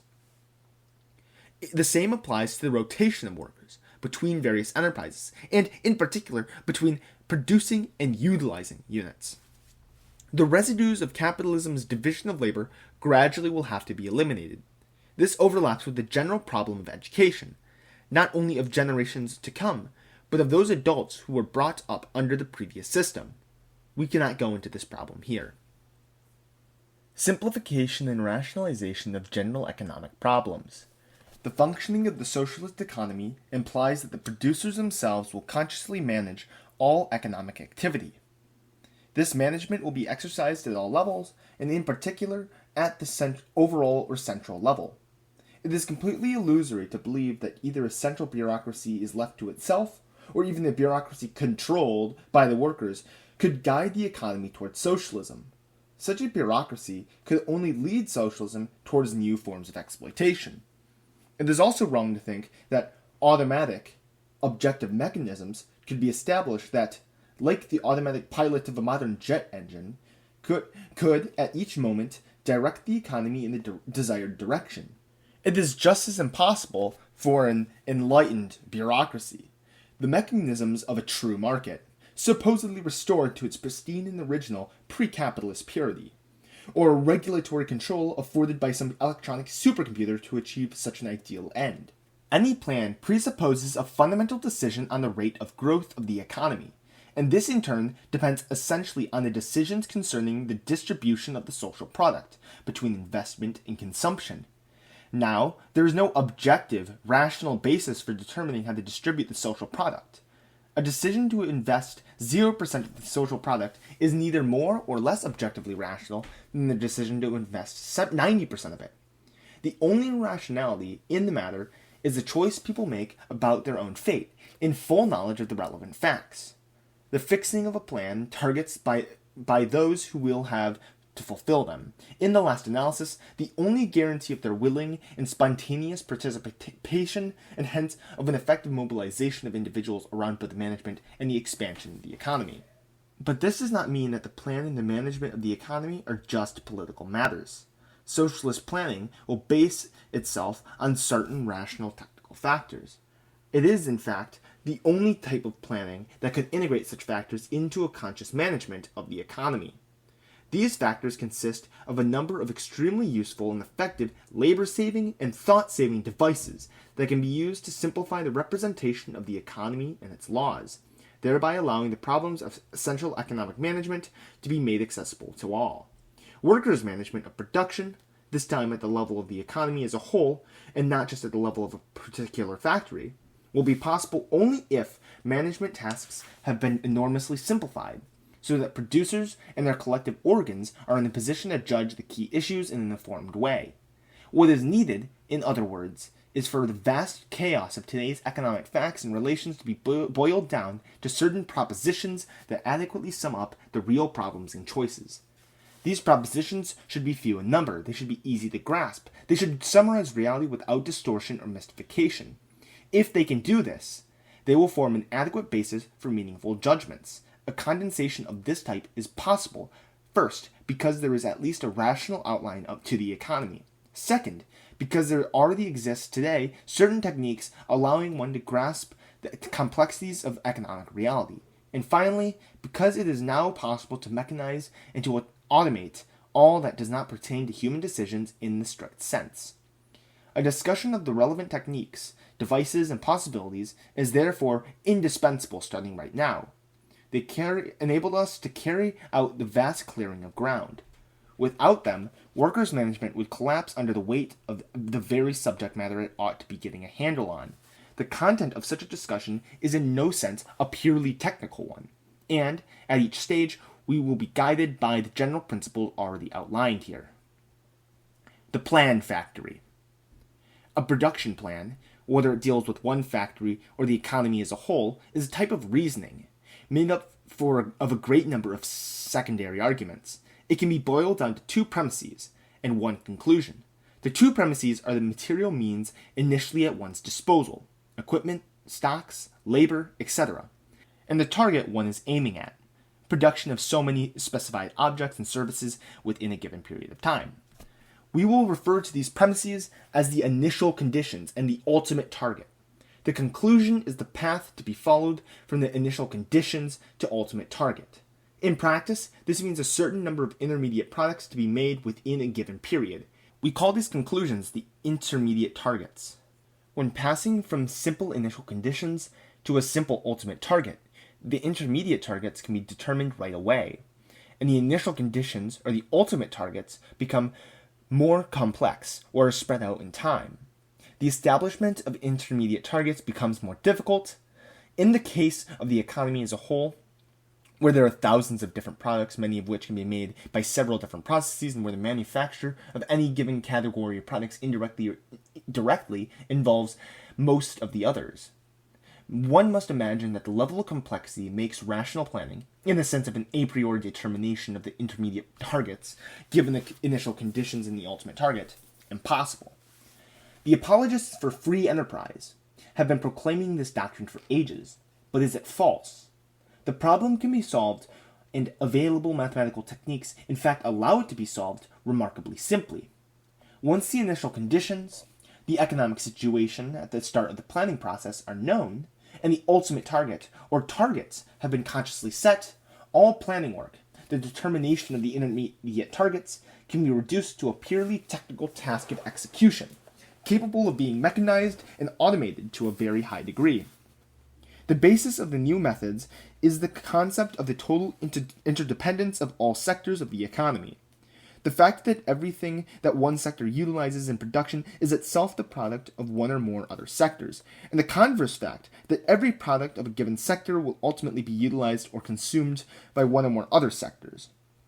The idea, which goes back to Quesnay, and which formed the basis of Marx's theory of capitalist accumulation, has been vastly developed in the past 20 years by a group of American economists around Wassily Leontief that has succeeded in giving this idea an incredibly detailed statistical formulation applicable to the real economy. This interdependence is such that at any given moment, for a given level of technique and a given structure of available equipment, the production of each sector is related in a relatively stable manner to the quantities of the products of other sectors that the first sector utilizes or consumes productively. It is easy to grasp that a given quantity of coal is needed to produce a ton of steel of a given type. Moreover, one will need so much scrap metal or iron ore, so many hours of labor, such and such expenditure on upkeeps and repairs. The ratio coal used/steel produced, expressed in terms of value, is known as the current technical coefficient, determining the productive consumption of coal per unit of steel turned out. If one wants to increase steel production beyond a certain point, it will not help to just go on delivering more coal or more scrap metal to the existing steel mills. New mills will have to be built, or one will have to increase the productive capacity of existing mills. To increase steel output by a given amount, one will have to produce a given amount of specified equipment. The ratio given amount of specified equipment/steel producing capacity per given period, again expressed in terms of value, is known as the technical coefficient of capital. It determines the quantity of capital utilized per unit of steel produced in a given period. All this is perfectly well known and quite trivial. One could stop at this point if one were only dealing with a single enterprise. Every firm bases itself on calculations of this sort. In fact, on much more detailed ones. Whenever, in making decisions about how much one to produce or how much to increase production, it buys raw materials, orders machinery, or recruits labor. But when one looks at the economy as a whole, things change. the interdependence of the various sectors has definite consequences. The increase of production in a given sector has repercussions of varying intensity on all other sectors, and finally on the initial sector itself. For example, an increase in the production of steel immediately requires an increase in the production of coal. But this requires both an increase in certain types of mining equipment and the recruitment of more labor into mining.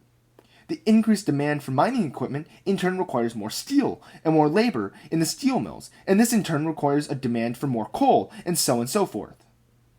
For their part, newly hired workers get increased wages, and therefore they buy more consumer goods of various kinds. The production of the new goods will require such and such amounts of raw materials, new equipment, and so on, and again more coal and steel.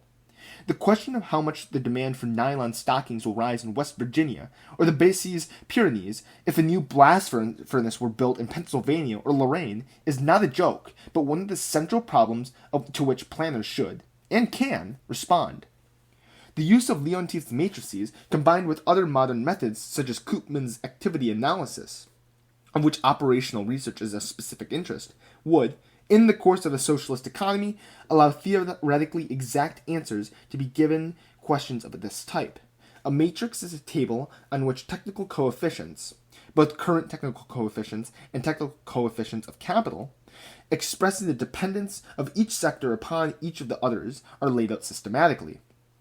Each ultimate target that must be chosen is presented as a list of materials meant to be utilized, and therefore manufactured in specific amounts, within the period in question.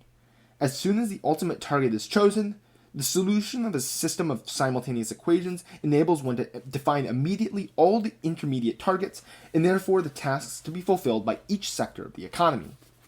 Solving these problems will be the task of a highly mechanized and automated specific enterprise, whose main work will consist of a veritable mass production of various plans, targets, and their various components, implications. This enterprise is the plan factory. Its central workshop will, to start with, probably consist of a computer whose memory will store the technical coefficients and the initial productive capacity of each sector. If fed a number of hypothetical targets, the computer will produce the productive implications of each target for each sector, including the amount of work to be provided, in each instance, by the manpower sector. Around the central workshop, there would be others, whose tasks would be to study the distribution and variations of regional production and investment and possible technical optima, given the general interdependence of various sectors. They would also determine the unit values, equivalences, of different categories of products. Two departments of the plan factory warrant special mention, the one dealing with stock taking and the one dealing with technical coefficients. The quality of the planning work, when conceived this way, depends on how much people know about the real state of the economy, since such knowledge forms the basis of all planning work. An accurate solution, in other words, depends on the adequate information, both about the initial conditions and the technical coefficients. Industrial and agricultural censuses will be carried out at regular intervals, even today, by a number of advanced capitalist countries, but they offer only a very crude basis because they are often extremely inaccurate, fragmented, and based on insufficient data. The taking of an up-to-date and complete inventory will be the first task once the workers take power, and it will require a great deal of serious preparation. It cannot be achieved by decree from one day to the next, nor, once taken, could the inventory be considered final. Perfecting it and keeping it up to date will be an ongoing task of the plan factory, working in close cooperation with the departments responsible for industrial stock taking in their own enterprises. The results on this cooperation will constantly modify and enrich the memory of the central computer, which indeed will take itself on a large part of the job. Establishing these technical coefficients will pose similar problems. To start with, it could be done very roughly, using certain generally available statistical information. On average, the textile industry uses so much cotton to produce so much cloth. But such knowledge soon will have to be made far more precise through information provided by responsible technical workers in each sectors. The data stores in the computer will have to be periodically revised as more accurate knowledge about the technical coefficients, and in particular about the real changes in the coefficients brought about by new technical developments, is brought to light. In such in-depth knowledge, The real state of affairs of the economy, combined with the constant revision of basic physical and technical data, and with the very possibility of drawing instantaneous conclusions from them, will result in a very considerable, probably enormous gain, through which it is difficult at this time to form a precise idea of the extent of these changes. The potentialities of these new computer-assisted techniques will have to be exploited in particular instances to make considerable improvements upon past practices, thus leading to greater rationality and economic savings. But the potentialities remain untapped in the very area that could be most usefully applied, that of the economy taken as a whole. Any technical modification in any sector could in principle affect the conditions for profitability and the rational choice of production methods in all other sectors. A socialist economy will be able to totally and instantaneously take advantage of such facts. Capitalist economies take them into account only belatedly in a very partial way. It will be immediately possible to actually set up such a plan factory in any moderately industrialized country. The necessary equipment already exists. So do the people capable of operating it. Banks and insurance companies, which will be unnecessary under socialism, already use some of these modern methods in the work of this general type, linking up with mathematicians, statisticians, and econometricians, who will work in such offices could provide the initial personnel of the plan factory. Workers' management of production and the requirements of rational economy will provide a tremendous impetus to the simultaneously spontaneous/automatic and conscious developments of the logical and mechanical aspects of rational planning techniques. Let us not be misunderstood. The role of the plan factory will not be to decide on the plan. The targets of the plan will be determined by society as a whole, in the manner soon to be described. Before any proposals are to be voted on, however, the plan factory will work out and present society as a whole the implications and consequences of the plan, or plans, suggested. After a plan has been adopted, the task of the plan factory will be, if necessary, to constantly bring up to date the facts on which the current plans is based, and to draw conclusions from these modifications, informing both the Central Assembly of Councils and the relevant sectors of any alterations in the intermediate targets, and therefore in production tasks, that might be worth considering. In none of these instances would those actually working in the factory decide anything, except, like in every other factory, the organization of their own work. The market for consumer goods. With a fixed set of techniques, the determination of intermediate targets is, as we have seen, a purely mechanical matter. With constantly and permanently evolving techniques, other problems arise that we will treat later. But what about consumption? In a socialist society, how could people determine what and how much is to be produced? It is obvious that this cannot be based on direct democracy. The plan cannot determine, as an ultimate target, a complete list of consumer goods or suggest what proportions they should be produced. Such a decision would not be democratic for two reasons. First, it could never be made in full knowledge of the relevant facts. No one can ever make a sensible decision about lists that include thousands of items in varying quantities. Second, such a decision would be tantamount to a pointless tyranny of the majority over the minority. If 40% of the population wish to consume a certain article and are ready to pay for it, there is no reason why they should be deprived of it under the pretext that the other 60% prefer something else. No preference or taste is more logical than the other. Moreover, there is no reason at all to cut short the problems in this way, since consumer wishes are seldom incompatible with one another. Majority votes in this matter would amount to rationing, an irrational and absurd way of settling this kind of problem anywhere but on the raft of Medusa or in the besieged fortress. Planning decisions will therefore relate not to a particular item, but to the general standard of living, the overall volume of consumption expressed in terms of the disposable income of each person in socialist society. They will not delve into the detailed composition of this consumption. Once the overall volume of consumption is defined, one must be tempted to treat its constituent articles of consumption as intermediate targets. One might say, when consumers dispose of X amount of income, they will buy Y amounts of some particular article. But this would be artificial and an ultimately erroneous response. In relation to human consumption, deciding on living standards does not involve the same kind of considerations that go into determining how many tons of coal are needed to produce so many tons of steel. There are no technical coefficients of the customer in actual material production, Such coefficients have an intrinsic meaning, but in the realm of consumption, they would represent merely a bookkeeping contrivance. Under capitalism, there is, of course, some statistical correlation between income and the structure of the consumer demand. Without such a correlation, private capitalism could not function. But this is only a very relative affair. It would be turned upside down under socialism. A massive redistribution of incomes will have taken place. Many profound changes will have occurred in every realm of life. The permanent rape of consumers through advertising and capitalist sales techniques will have been abolished, and new tastes will have emerged as a result of the increase in free time. Finally, the statistical regularity of consumer demand cannot solve the problem of gaps that might appear within a given period between real demand and that envisaged in the plan. Genuine planning does not mean saying living standards will go up 5% next year. And experience tells us that this will result in a 20% increase in the demand for cars, so let's make 20% more cars. And stopping at that.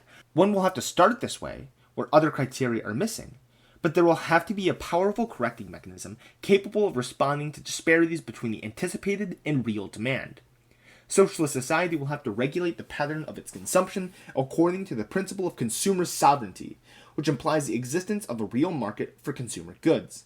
The general decision embodied in the plan will define 1.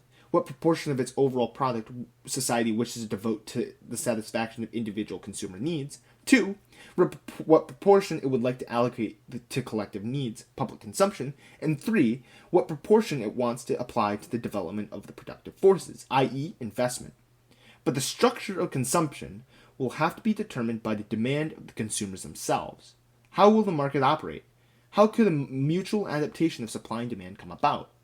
First, there will have to be an overall equilibrium. The sum total of income distributed in any given period, wages, retirement funds, and other benefits, will have to be equal to the value of consumer goods, quantities times prices, made available in that period.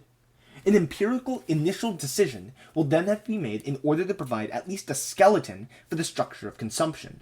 This initial decision will be based on traditionally known statistical data, but in full knowledge of the facts that this data will have to be extensively modified by taking in account the whole series of new factors, such as the equalization of wages, for instance, stocks of various commodities in excess of what might be expected for the consumer in a given period will, initially, have to be scheduled for.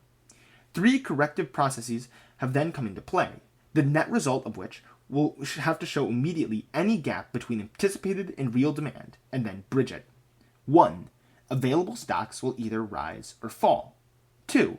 According to whether the reserve stocks decreased or increased, i.e., according to whether demand has been initially underestimated or overestimated, there will be an initial rise or fall in the price of the various commodities. The reason for the temporary price fluctuations will have to be fully explained to the public. 3. Meanwhile, there will be an immediate readjustment in the structure for producing consumer goods to the level where, the stocks having been replenished, the production of goods equals the demand. At that moment, the sale price will again become equal to the normal price of the product. Given the principle of consumer sovereignty, any differences between actual demand and the amount of production scheduled will have to be corrected by a modification of the structure of production and not by resorting into instauration of permanent differences between selling prices and normal prices. If such a difference were to appear, they would imply ipso facto that the original planning decision was wrong in this particular field. Money, prices, wages, and value. Many absurdities have been spoken about money and its abolition in the socialist society. It should be clear, however, that the role of money is radically transformed from the moment it is no longer can be used as a means of accumulation, no one being able to possess some means of production, or as a means of exerting social pressure, all incomes being equal. Laboring people will receive an income. This income will take the form of units, allowing people to apportion their expenditures, spreading them out, 1, over time, and 2, among various objects, exactly as they wish. As we are seeking here to come to grips with realities, and not fighting against words, we see no objections to calling this income wages, and these units money. Just as little earlier, we used the words normal prices to describe the monetary expression of labor value. Under socialism, labor value will be the only rational basis for any kind of social accountancy, and the only yardstick having any real meaning for a people. As such, it necessarily will serve as a foundation for calculating profitability in the sphere of socialist production. The main objective of making such calculations will be to reduce both the indirect and direct costs of human labor power. Setting the prices of consumer goods on the basis of their labor value would mean that for each person, the cost of consumer objects will clearly appear as the equivalent of the labor he himself would have had to expend to produce them, assuming he had both access to the average prevailing equipment and an average social capacity. It would both simplify and clarify things if the monetary unit was considered the net product of an hour of labor, and this were made the unit of value. It would also be helpful if the hourly wage, equal for all, were given the fraction of this unit, expressing the ratio of private consumption / total net consumption. If these steps were taken and thoroughly explained, they would enable the fundamental planning decision, namely the distribution of the social product between consumption and investment, to be immediately obvious to everyone and repeatedly drawn to people's attention every time anyone bought anything. Equally obvious would be the social cost of every object acquired. Absolute wage equality. Whenever they succeed in expressing themselves, independently of the trade union bureaucracy, working class aspirations and demands increasingly are directed against hierarchy and wage differentials. Basing itself on this fact, socialist society will introduce absolute equality in the area of wages. There is no justification other than naked exploitation for wage differentials, whether these reflect differing professional qualifications or differences in productivity. If an individual himself advanced the costs of his professional training, and if society considered him an enterprise, the recuperation of these costs, spread out over a working lifetime, would at most justify, at the extremes of the wage spectrum, a differential of 2-to-1 between sweeper and neurosurgeon. Under socialism, training costs will be advanced by society. They often are even today. And the question of the recovery will not arise. As for productivity, it depends, already today, much less on bonuses and incentives and much more on coercions exercised, on the one hand by machines and supervisors, and on the other hand by the discipline of production imposed by primary working groups in the workshop. Socialist society could not increase productivity by economic constraints without resorting again to all the capitalist paraphernalia of norms, supervision, and so on. Labor discipline will flow, as it already does, in part, today, from the self-organization of primary groups in each workshop, from the mutual cooperation and control among the factory's different shops, from gatherings of producers in different enterprises or different sectors of the economy. As a general rule, the primary group in the workshop ensures the discipline of any particular individual. Anyone who proves incorrigible can be made to leave that particular shop. It would then be up to this recalcitrant individual to seek entry into another group of workers and to get accepted by them or else remain jobless. Wage equality will give a real meaning to the market in consumer goods, each individual being assured for the first time of an equal vote. It will abolish countless conflicts, both in everyday life and in production, and will enable the development of an extraordinary cohesion among working people. It will destroy at its very roots the whole mercantile monstrosity of capitalism, both private and bureaucratic, the commercialization of individuals, that the whole universe where one does not earn what one is worth, but where one is worth what one earns. A few years of wage equality, and little will be left of the present-day mentality of individuals. The fundamental decision. The fundamental decision in socialist economy is one whereby society as a whole determines what it wants, i.e., the ultimate targets of its plan. This decision concerns two basic propositions. Given the initial conditions of the economy, how much time does society want to devote to production? And how much of that social product does it want to see devoted respectively to private consumption, public consumption, and investment? In both private and bureaucratic capitalist societies, the amount of time one has to work is determined by the ruling class, by means of direct physical constraints, as was the case until quite recently in Russian factories, or economic ones. No one is consulted about the matter. Socialist society, taken as a whole, will not escape the impact of certain economic constraints, in the sense that any decision to modify labor time will, all other things being equal, have a bearing on production. But it will differ from all previous societies in that, for the first time in history, people will be able to decide about work in full knowledge of the relevant facts, with the basic elements of the problem clearly presented to them. Socialist society will also be the first society capable of rationally deciding how society's products should be divided between consumption and investment.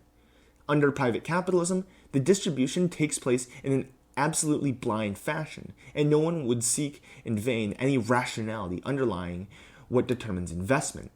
In bureaucratic societies, the volume of investment is also decided quite arbitrarily. And the central bureaucracy in these societies has never been able to justify its choices except through the monotonous recitations of litanies about the priority of heavy industry. Even if there was a rational, objective basis for making a central decision in this matter, the decision arrived would be ipso facto irrational if it reached in the absence of those primarily concerned, namely the members of society. Any decision made in this way would reproduce the basic contradiction of all exploitative societies. It would treat people in the plan as just one variable of predictable behavior among others and as theoretical objects. It would soon lead to treating them as objects in real life too. Such a policy would contain the seeds of its own failure. Instead of encouraging the participation of the producers in carrying out the plan, it would irrevocably alienate them from a plan that was not of their choosing. There is no objective rationality allowing one to decide by means of mathematical formulas about the future of society, work, consumption, and accumulation. The only rationality in these realms is the living reason of mankind, the decisions of ordinary people concerning their own fate. But these decisions will not come from the toss of a dice. They will be based upon a complete clarification of the problem, and they will be made in full knowledge of the relevant facts. This will be possible because there exists, for any given level of technique, a definite relation between a given amount of investment and the resulting increase in production. This relation is nothing other than the application to the economy as a whole of the technical coefficients of capital we spoke of earlier. A given investment in steelworks will result in such and such an increase in what steelworks turn out, and a given overall investment in production will therefore result in such and such net increase in the overall social product. Therefore, a certain rate of accumulation will allow a certain rate of the increase of the social product, and therefore of the standard of living or of the amount of leisure. Finally, a particular fraction of the product devoted to accumulation will also result in a particular rate of increase of living standards. The overall problem can therefore be posed in the following terms. A large and immediate increase in consumption is possible, but it would imply a significant cutback on further increases in the years to come. On the other hand, people might prefer to choose a more limited, immediate increase in living standards, which would allow the social product, and hence living standards, to increase at a rate of X% per annum in the years to come, and so on. The antinomy between present and future, to which the apologists of private capitalism and the bureaucracy are constantly referring, would still be with us, but they would be laid out clearly, and society itself would settle the matter, fully aware of the setting and of the implications of its decision. In conclusion, and to sum up, one could say that the overall plan submitted to the people for discussion would have to specify 1. The amount of work involved, 2. The level of consumption during the initial period, 3. The amount of resources to be devoted to investment into public consumption, 4. The rate of increase of future consumption, and 5. The production tasks incumbent upon each enterprise. To simplify things, we have at times presented the decisions about ultimate and immediate targets, i.e., the implications of the plan concerning certain areas of production, as 2 separate and consecutive acts. In practice, there would be a continuous give and take between the 2 phases and as pluralities of proposals. The producers will be in no position to decide on ultimate targets unless they know what the implications of the particular targets are for themselves, not only as consumers but as producers, working in a specific enterprise. Moreover, there is no such thing as a decision made in full knowledge of the relevant facts if the decision is not founded on a spectrum of choices, each within its particular implications. The fundamental process of decision would therefore take the following form. Starting from below, there would be discussions in the General Assemblies. Initial incomplete or partial proposals would emanate from the councils of various enterprises and would deal with their own targets and productive possibilities in the period to come. The plan factory would then regroup these possible proposals, pointing out which ones were mutually incompatible or entailed undesirable effects on the other sectors. It would elaborate a series of achievable targets, grouping them as far as possible in a series of concrete implications. Proposal A implies that Factory X will increase production by R% next year with the help of additional equipment Y. Proposal B, on the other hand, implies ... There would then be a full discussion of the various overall proposals throughout the General Assemblies and by all the councils, possibly with counter-proposals and a repetition of the procedure described. A final discussion would then lead to a simple majority vote in the General Assemblies of each enterprise. The management of the economy. We had spelled out these implications of workers' management at the level of a particular factory.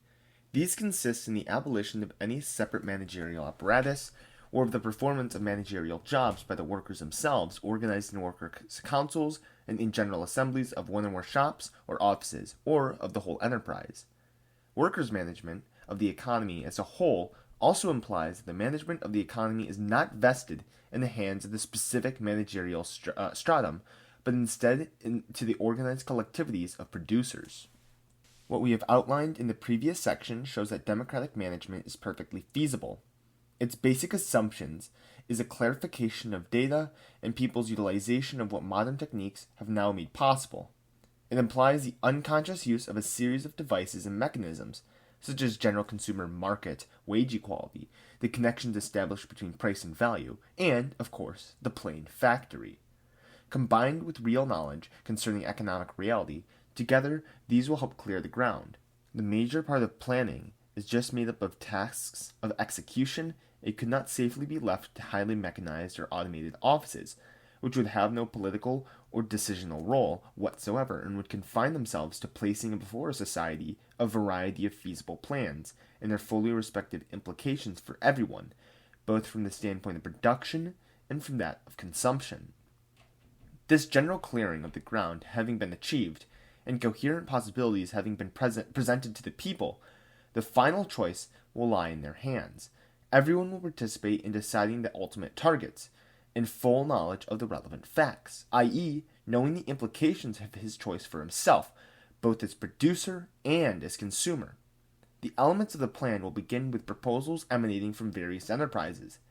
They will be elaborated by the plan factory as a series of possible compatible plans.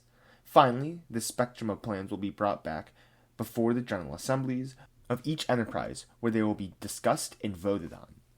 Once adopted, a given plan provides the framework of economic activities for a given period of time. It establishes a starting point for economic life. But in a socialist society, the plan will not dominate economic life. It will only be a starting point, to be constantly re-examined and modified if necessary. Neither the economic life of society, nor its life overall, can be based on a dead, technical rationality given once and for all. Society cannot alienate itself from its own decisions. It is not only that real life will almost of necessity diverge, in many aspects, from the most perfect plan in the world. It is also that the workers' self-managerial activities will constantly tend to alter, both directly and indirectly, the basic data and targets of the plan. New products, new means of production, new methods, new problems, new difficulties, and new solutions will constantly be emerging. Working times will be reduced, prices will fall, entailing customer reactions and displacements of demand. Some of these modifications will affect only a single factory, others several factories, and yet others, no doubt, the economy as a whole. From this angle, and if they weren't false in the first place, Russian figures that show that year after year the targets of the plan have been fulfilled to 101% would provide the severest possible indictment of the Russian economy and of Russian society. They would signify, in effect, that during a given 5-year period, nothing happened in the country, that not even a single new idea arose in anyone's mind. Or else that Stalin, in his wisdom, had foreseen such ideas and incorporated them in advance in the plan, allowing, in his kindness, investors to savor in the pleasures of illusory discovery. The plan factory, therefore, will not just operate once every 5 years, it will daily have to tackle some problem or other. All this deals mainly with the form of workers' management of the economy, and with the mechanism and institutions that will ensure that it functions in a democratic manner. These forms will allow society to give the management of the economy the content it chooses. In a narrower sense, they will enable society to orient economic development freely. The content of the management of the economy. Everything that we have said indicates that the direction chosen will be radically different from that proposed by the best-intentioned ideologists or philanthropists of modern society. All such ideologists, whether Marxist or bourgeois, accept as self-evident that the ideal economy is one that allows the most rapid possible expansion of the productive forces and, as a corollary, the greatest possible reduction of the working day. This idea, considered in absolute terms, is absolutely absurd. It epitomizes the whole mentality, psychology, logic, and metaphysics of capitalism, its reality as well as its schizophrenia. Work is hell. It must be reduced. Mr. Harold Wilson and Mr. Nikita Khrushchev have nothing to offer people besides cars and butter.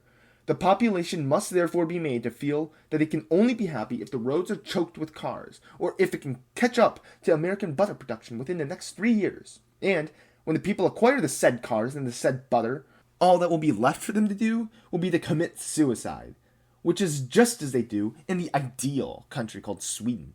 This acquisitive mentality that capitalism engenders, which engenders capitalism, without which capitalism could not operate, and which capitalism pushes to the point of paroxysm, might just conceivably have been a useful aberration during a certain phase of human development. But this way of thinking will die along with capitalism. Socialist society will not be this absurd race after percentage increments in production. This will not be its basic concern. In its initial phase, to be sure, socialist society will concern itself with satisfying consumer needs and with the more balanced allocation of people's time between production and other activities. But the development of people and of social communities will be socialism's central preoccupation. A very significant part of the social investment will therefore be geared towards transforming machinery, towards a universal education, and towards abolishing divisions between town and country, the growth of freedom within work, the development of the creative faculties of the producers, the creation of integrated and complete human communities will be paths along which socialist humanity will seek the meaning of its experience. These will, in addition, enable socialism to secure the material basis it requires. The management of society. We have already discussed the type of change that will be brought about by the vertical and horizontal cooperation of workers' councils. A cooperation secured through industrial councils composed of delegates from various places of work. A similar regional cooperation will have to be instantiated throughout councils representing all the units of a region. Cooperation, finally, will be necessary on a national level for all the activities of society, whether they are economic or not. A central organ that will be the expression of the workers themselves will be needed in order to ensure the general tasks of economic coordination, inasmuch as they were not dealt with by the plan itself, or more precisely, inasmuch as the plan will have to be frequently or constantly amended. The very decision to suggest that it should be amended would have to be initiated by someone. Such a body will also coordinate activities in other areas of social life. They'll have little or nothing to do with the general economic planning. This central body will be the direct emanation of the workers' councils and the local general assemblies themselves. It will consist of a central assembly of delegates. The assembly itself will elect, from within its own ranks, a central council called the government. This network of general assemblies and councils is all that is left of the state or of power in a socialist society. It is the whole state, and the only embodiment of power. There are no other institutions that can manage, direct, or make binding decisions about people's lives. To convince people that there would be no other state lurking in the background, we must show 1. That such a pattern of organization can embrace the entire population of the nation, not just an industry, and 2. That institutions of the type described can organize, direct, and coordinate all the social activities that in the population felt needed to be organized, directed, and coordinated, in particular non-economic activities. In other words, that they could fulfill all the functions needed of a socialist state, which should not be confused with those of a modern state. We will have to discuss what the significance of the state, parties, and politics would be in such a society. The councils, exclusive and exhaustive form of organization of the whole population. The setting up of workers' councils would create no particular problems in relation to industry, taking the term in its widest sense to include manufacture, transport, communications, building, mining, energy production, public services, and public works, etc. The revolutionary transformation of society will, in fact, be based on the establishment of such councils, and would be impossible without it. In the post-revolutionary period, however, when the new social relations become the norm, A problem will arise from the need to regroup people working in smaller enterprises. This regrouping will be necessary if only to ensure them their full democratic and representational rights. Initially, it will be based on some compromise between considerations of geographical proximity and considerations of industrial integration. This particular problem is not very important, for even if there are many such small enterprises, the number of those working in them represents only a small proportion of the total industrial workforce. Paradoxical as it may seem, the self-organization of the population into councils could proceed as naturally in agriculture as in industry. It is traditional on the left to see the peasantry as a source of constant problems for a working class power because of its dispersion, its attachment to private property, and its political and ideological backwardness. These factors certainly exist, but it's doubtful that the peasantry would actively oppose a working class power that has formulated an intelligent, i.e. socialist, farming policy. The peasant nightmare, currently obsessing so many revolutions, results in the telescoping of two quite different problems. On the one hand, the relations of the peasantry with a socialist economy in the context of a modern society, and, on the other hand, the relations between the peasantry and the state in the Russia of 1921 or 1932, or in the satellite countries between 1945 and today. The situation that led Russia to the new economic policy of 1921 is of no exemplary value to even a moderately industrialized country. There is no chance of its repeating itself in a modern setting. In 1921, it was a question of an agricultural system that did not depend on the rest of the national economy for its essential means of production. 7 years of war and civil war had compelled it to fall back upon itself entirely. The party was asking for the system of agriculture to supply its produce to the towns without offering it anything in exchange. In 1932, and after 1945 in the satellite countries, what happened was an absolutely healthy resistance of the peasantry to the monstrous exploitation imposed on it by a bureaucratic state through forced collectivization. In a country such as France, classically considered backward as far as numerical importance of its peasantry is concerned, the workers' power will not have to fear a wheat strike. It will not have to organize punitive expeditions to the countryside. Precisely because the peasant is concerned with his own interests, he will have no cause to quarrel with the state that supplies him with gas, electricity, fertilizers, insecticides, and spare parts.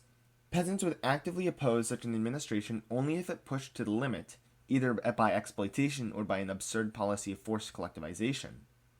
The socialist organization of the economy would mean an immediate improvement of the economic status of most peasants, if only through the abolition of that specific kind of exploitation they are subjected through middlemen. As for the forced collectivization, it is the very antithesis of socialist policy in the realm of agriculture. The collectivization of agriculture would only come as a result of an organic development within the peasantry itself, helped along by technical developments. Under no circumstances would it be imposed through direct or indirect economic coercion. A socialist society will start by recognizing the rights of the peasants to the widest autonomy in the management of their own affairs. It will invite them to organize themselves into rural communes, based on geographical or cultural units, and comprising approximately equal populations. Each such commune would have, in relation to the rest of society and in relation to its own organizational structure, the status of an enterprise. Its sovereign organ, therefore, would be a general assembly of peasants and its representational unit, the peasant council. Rural communes and their councils will be in charge of local self-administration.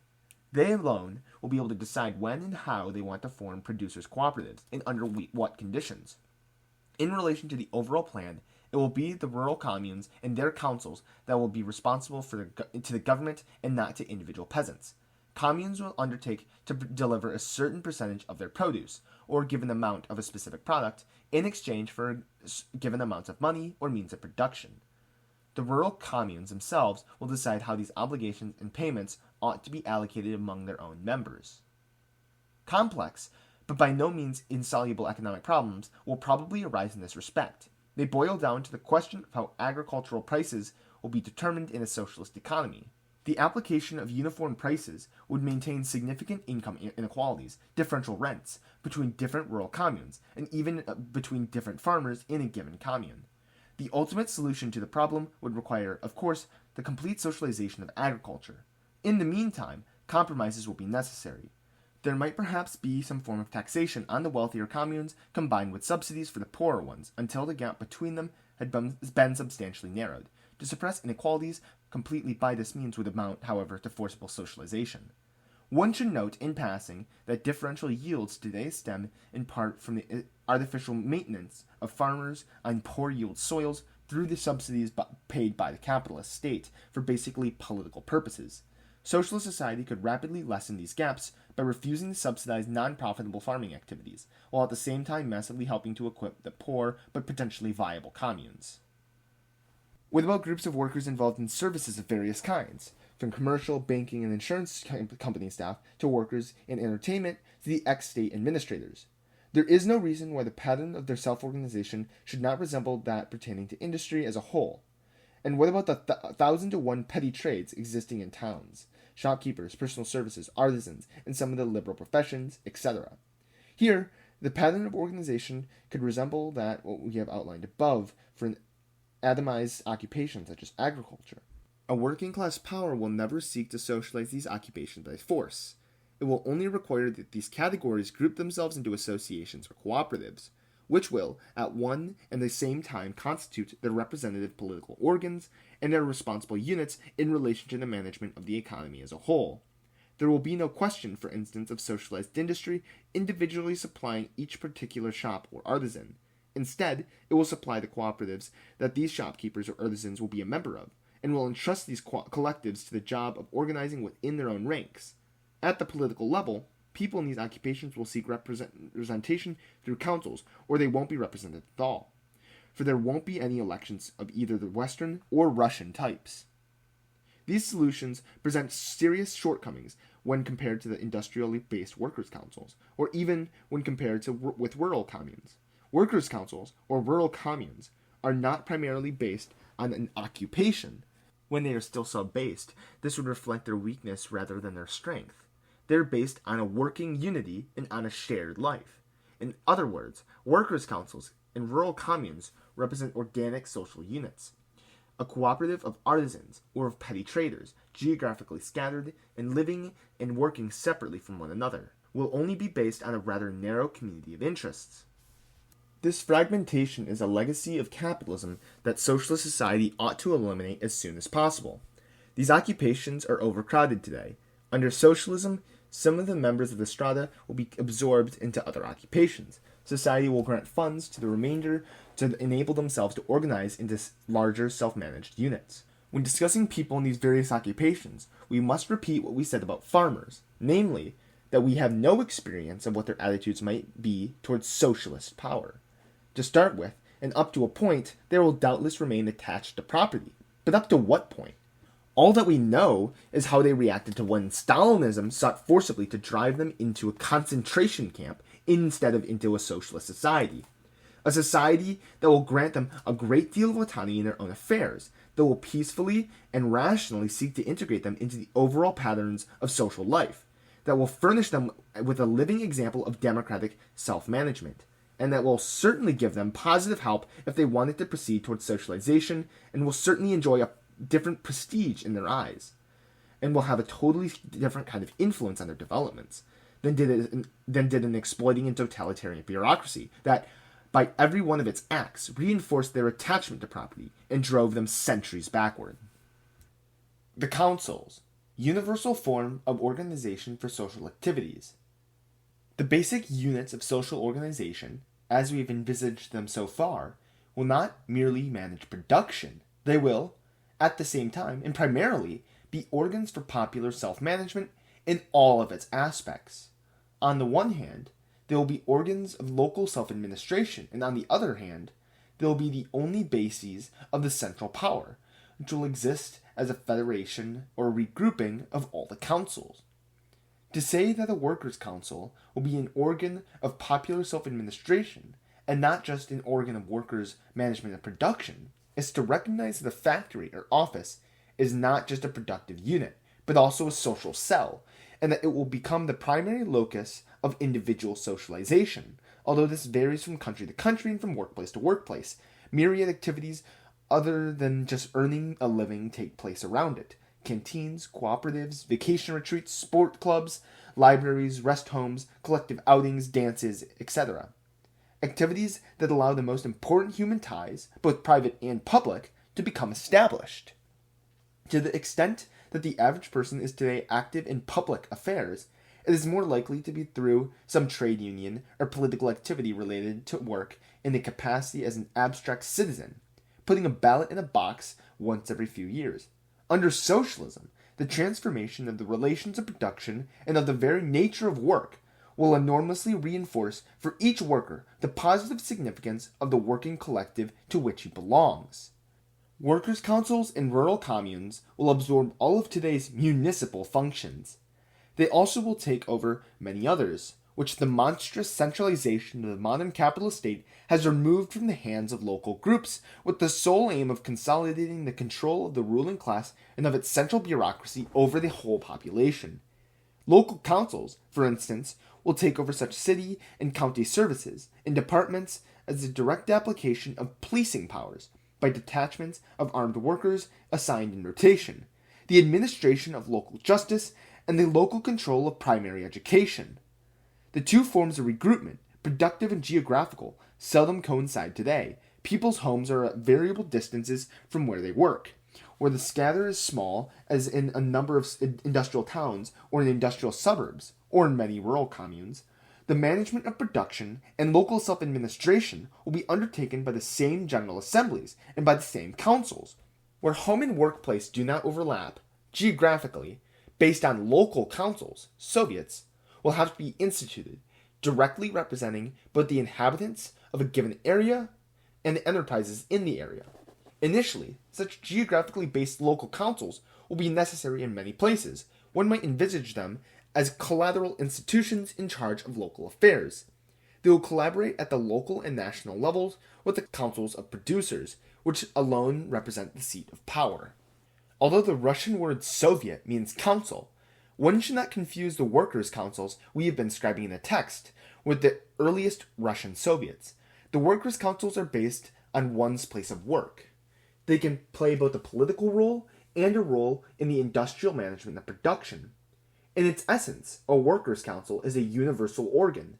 The 1905 Petrograd Soviet Council of Workers' Deputies, although a product of general strike and, although exclusively proletarian in composition, remained a purely political organ.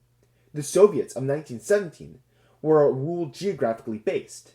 They, too, were purely political institutions, in which all social layers opposed the old regime formed a united front. See Trotsky's 1905 in his History of the Russian Revolution. Their role corresponded to the backwardness of the Russian economy and of Russian society at the time, as well as to the bourgeois democratic aspects of the 1917 revolution. In this sense, they belong to the past. The normal form of working class representation in the present age undoubtedly is the workers' council. The problem created by the gaps between these two types of council could soon be overcome if one were to organize changes in workers' living places. This is but a small aspect of an important problem that will hang in the general orientation of socialist society for decades to come. Underlying these questions are all the economic, social, and human problems of urban planning in the deepest sense of the term, and ultimately in the very problem of the division between town and country. It is not for us here to venture into these fields.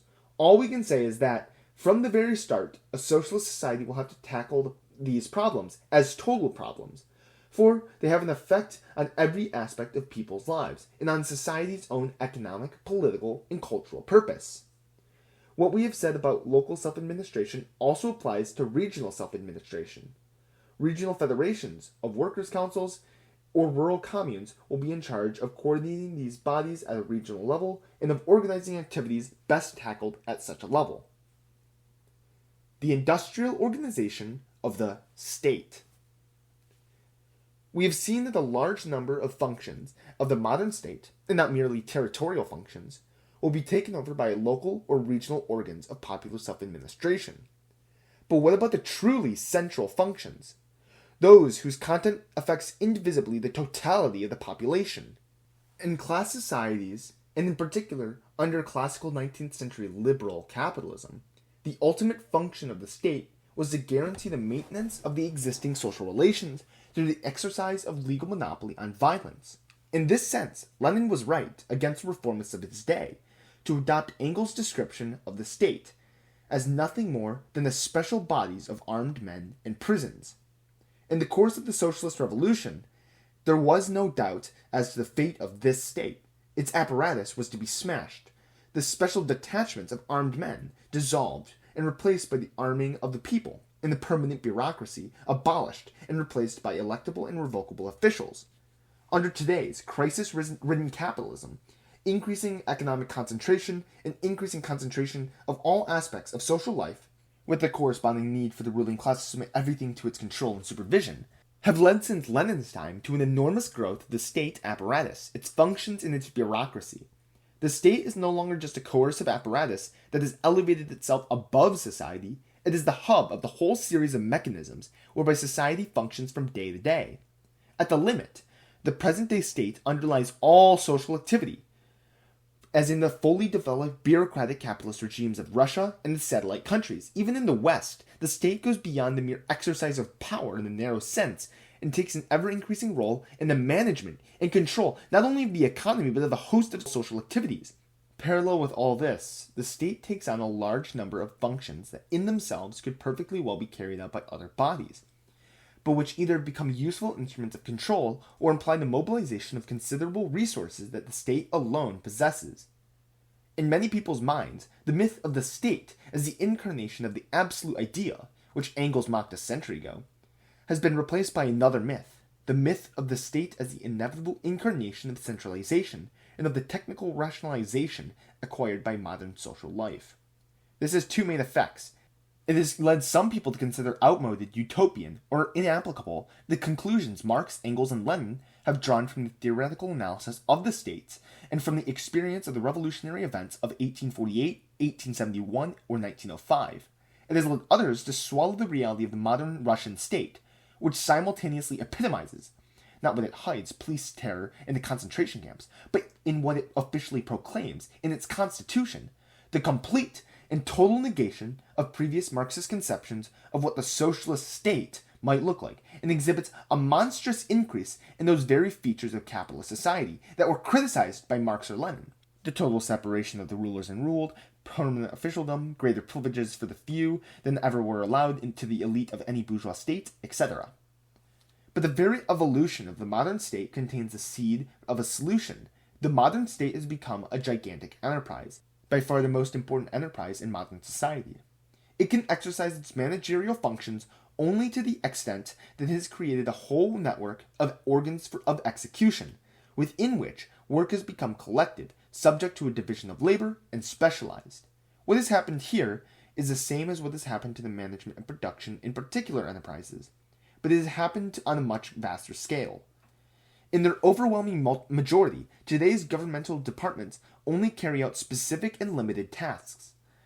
They are enterprises, specializing in certain types of work. Some are socially necessary, others are purely parasitic, or only necessary in order to maintain the class structure of society. The powers that be have no more intrinsic connection with the work of their departments than they have, say, with the production of automobiles. The notion of power or administrative rights that remains appended to what is in fact a series of public services is a juridical legacy without real content. Its only purpose is to shield from criticism the arbitrary and irresponsible behavior of those at the top of various bureaucratic pyramids. Given these conditions, the solution does not lie in the election and revocability of all public servants. This is neither necessary, the officials exercise no real power, nor possible. They are specialized workers, whom no one could no more elect than one could elect electricians or doctors. The solution will lie in the industrial organization, pure and simple, of most of today's governmental departments. In many cases, this would be giving formal recognition to an existing state of affairs. Concretely, such industrial organization would mean 1. The explicit transformation of these administrative departments into enterprises having the same status as any other enterprise. In many of these new enterprises, the mechanization and automation of work could be systematically developed to a considerable degree. 2. The management of these enterprises will be through workers' councils, representing those who work there. These office workers, like all others, will determine autonomously the organization of their own work. The formation of workers' councils of state employees was one of the demands of the Hungarian worker councils. 3. The function of these enterprises will be confined to the execution of these tasks assigned to them by the representative institutions of society. We've seen that the planned factory will be organized in this way. The same will apply to whatever remains or could be used of any current structure relating to the economy, foreign trade, agriculture, finance, industry, etc. Current state functions that already are industrialized, public works, public transport, communications, public health, and social security will be similarly organized, and the same goes for education. The central power, the assembly, and the governmental council. What remains of the functions of a modern state will be discussed under 3 headings. 1. The material basis of authority and coercion. The specialized bands of armed men in prisons, in other words, the army and the law. 2. Foreign and domestic policies, in a narrow sense. In other words, the problems that might arise for a working class power if I was confronted with internal opposition or with the persistence of hostile exploiting regimes in other countries. 3. Real politics, the overall vision, coordination, and general purpose and direction of social life. Concerning the army, it is obvious that the specialized bands of armed men will be dissolved and then replaced by an armed populace. Workers in factories, offices, and rural communes will constitute the units of non-permanent, territorially based militia, each council being in charge of policing its own area. Regional regroupings will enable local units to become integrated and will allow rational use of heavier armaments. The extent to which strategic types of weapons, which can only be used on a centralized basis, will remain necessary cannot yet be decided a priori. If it is proved necessary, each council would probably contribute a contingent to the formation of certain central units, which will be under the control of a central assembly of councils. Neither the means nor the overall conception of war can be copied from that of an imperialist country. What we have said about capitalist technology is valid for military technique. There is no neutral military technique. There is no A-bomb for socialism.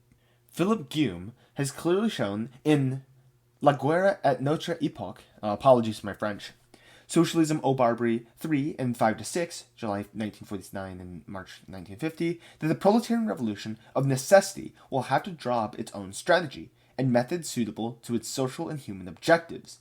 The need for so-called strategic weapons does not go without saying for revolutionary power.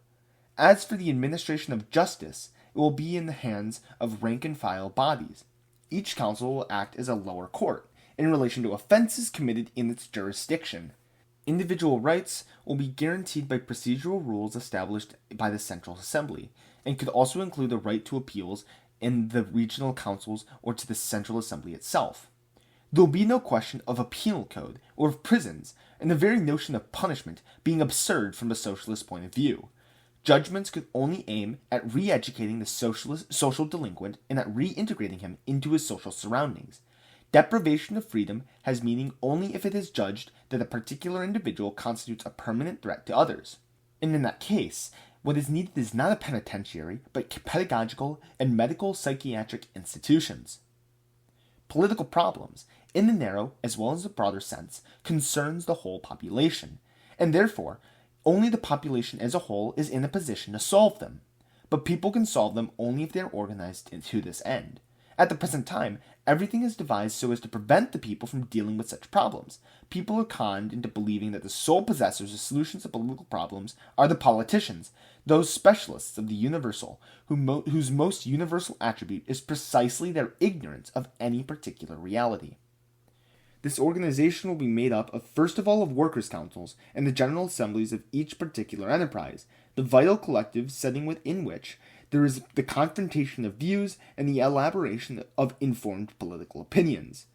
They will be the ultimate sovereign authorities for all political decisions, but there will also be a central institution directly emanating from these grassroots organizations, namely the Central Assembly of Councils.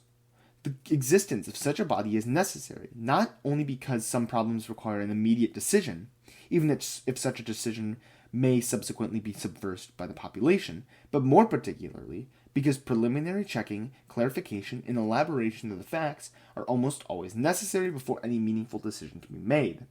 To ask the people as a whole to voice their opinions without such preparation would often be a mystification and a negation of democracy, because it would eliminate the possibility of people deciding in full knowledge of all the relevant facts. There must be a framework for discussing problems and for submitting them to popular decision, or even for suggesting that they should be discussed. These are not just technical functions, they are deeply political, and the body that would initiate them will be a central power, although very different in its structure and role from any contemporary central body, that socialist society cannot do without. The real problem is not whether such a body should exist. It is how to organize it in such a manner that it no longer incarnates the alienation of political power in society and the vesting of authority in the hands of specialized institutions, separate from the population as a whole. The problem is to make any central body into the expression and instrument of the central power. We think this is perfectly possible under modern conditions. The Central Assembly of Councils will be composed of delegates, elected directly by the General Assemblies of the grassroots organs, or by larger geographical or federated groups of these organs, enterprises, rural communes, etc. These people will be revocable at all times by the bodies that elected them. They will remain at work as the delegates to the local workers' councils. Delegates to the Central Assembly will meet in plenary session as often as necessary. In meeting twice a week, or during 1 week each month, they will almost certainly get through more work than any present legislature, which hardly gets through any. At frequent intervals, perhaps once a month, they'll have to give an account of their mandate to those who have elected them. In a country such as France, such an assembly could consist of 1,000 or 2,000 delegates, one delegate per 2,000 or 10,000 workers. A compromise would have to be reached between the two requirements. As a working body, the Central Assembly of Councils would not be too large. But on the other hand, it must afford the most direct and most broadly based representation of the people, areas, and organs of which it is the outcome. Those elected to the Central Assembly will elect from within their own ranks, or will appoint to act in rotation, a central governmental council, composed perhaps of a few dozen members. The tasks of this body will be restricted to preparing the work of the Central Assembly of Councils, acting in its stead when it is not in session, and convening the assembly for emergency sessions if necessary. If this governmental council exceeded its jurisdiction and made a decision that could or should have been submitted to the Central Assembly, or if it made any unacceptable decisions, these could immediately be rescinded by the next meeting of the Central Assembly, which could also take other necessary measures, up to and including the dissolution of its own council. Likewise, if the Central Assembly made any decision that exceeded its jurisdiction, or that went against the will of the local workers' councils or the local general assemblies, it will be up to these bodies to take any steps necessary, beginning with the revocation of their delegates to the Central Assembly. Neither the Central Council nor the Central Assembly could persevere in unacceptable practices. They have no power of their own. They are revocable, and in the last analysis, the population is armed. But if the Central Assembly allowed its council to exceed its rights, or if members of local assemblies allowed their delegates to the Central Assembly to exceed their authority, nothing could be done. The population can exercise political power only if it wants to. The organization proposed merely ensures that the population could exercise such power if it wanted to. But this very will to take affairs into one's own hands is not some occult force appearing and disappearing in some mysterious way. Political alienation in capitalist society does not just stem from the fact that existing institutions, by their very structure, make it technically impossible for the political will of the people to express or exercise itself. Contemporary political alienation stems from the destruction of this will at its roots, the thwarting of its very growth, and, finally, the suppression of all interest in public affairs.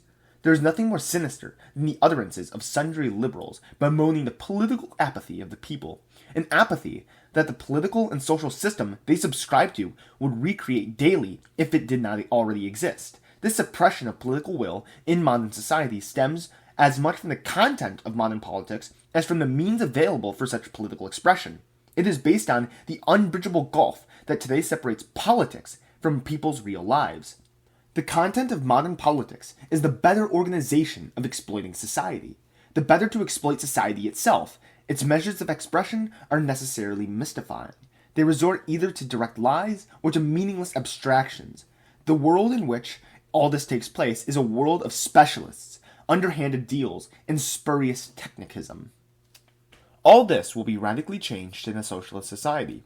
Exploitation having been eliminated, the content of politics will be a better organization of our common life. An immediate result will be a different attitude on the part of ordinary people towards public affairs. Political problems will be everyone's problems, whether they relate to where one works or deal with national issues. People will begin to feel that our concerns have a real impact, and perceptible results should soon become obvious to everyone. This method of expression of the new politics will be geared towards making real problems accessible to everyone. The gulf separating political affairs from people's everyday lives will become completely eliminated. All this warrants some comment. Modern sociologists often claim that the content of modern politics and its mode of expressions are inevitable. They believe that the separation of politics from life is due to irreversible technical changes that make any real democracy impossible. It is alleged that the content of politics, namely the direction and management of society, has become highly complex, embracing an extraordinary mass of data and problems, each of which can be mastered only through advanced specialization. All this allegedly being so, it is proclaimed as self-evident that these problems could never be put to the public in any intelligible way, or only by simplifying them to a degree that would distort them altogether. Why be surprised that the ordinary people take no more interest in politics than they do in differential calculus? If these arguments, presented as the very latest in political sociology, but in fact as old as the world, Plato discusses them at length, and his Protagoras is in part devoted to them, prove anything, it is not that democracy is a utopian illusion, but that the very management of society, by whatever means, has become impossible. The politician, according to these premises, would have to have the incarnation of absolute and total knowledge. No technical specialization, however advanced, entitles its possessor to master areas other than his own. An assembly of technicians, each the highest authority in his particular field, would have no competence, as an assembly of technicians, to solve anything. Only one individual could comment on any specific point, and no one would be in any position to comment on any general problem. Indeed, modern society is not managed by technicians as such, and never could be. Those who manage it do not incarnate absolute knowledge, but rather generalized incompetence. In fact, modern society is hardly managed at all. It merely drifts. Just like the top management of the bureaucratic apparatus heading up some big factory, a modern political leadership only renders verdicts, and thoroughly arbitrary ones at that. It decides between opinions of the various technical departments that are designed to assist it, but over which it has very little control. In this, our rulers feel the repercussions in their own social system, and experience the same political alienation they impose on the rest of society.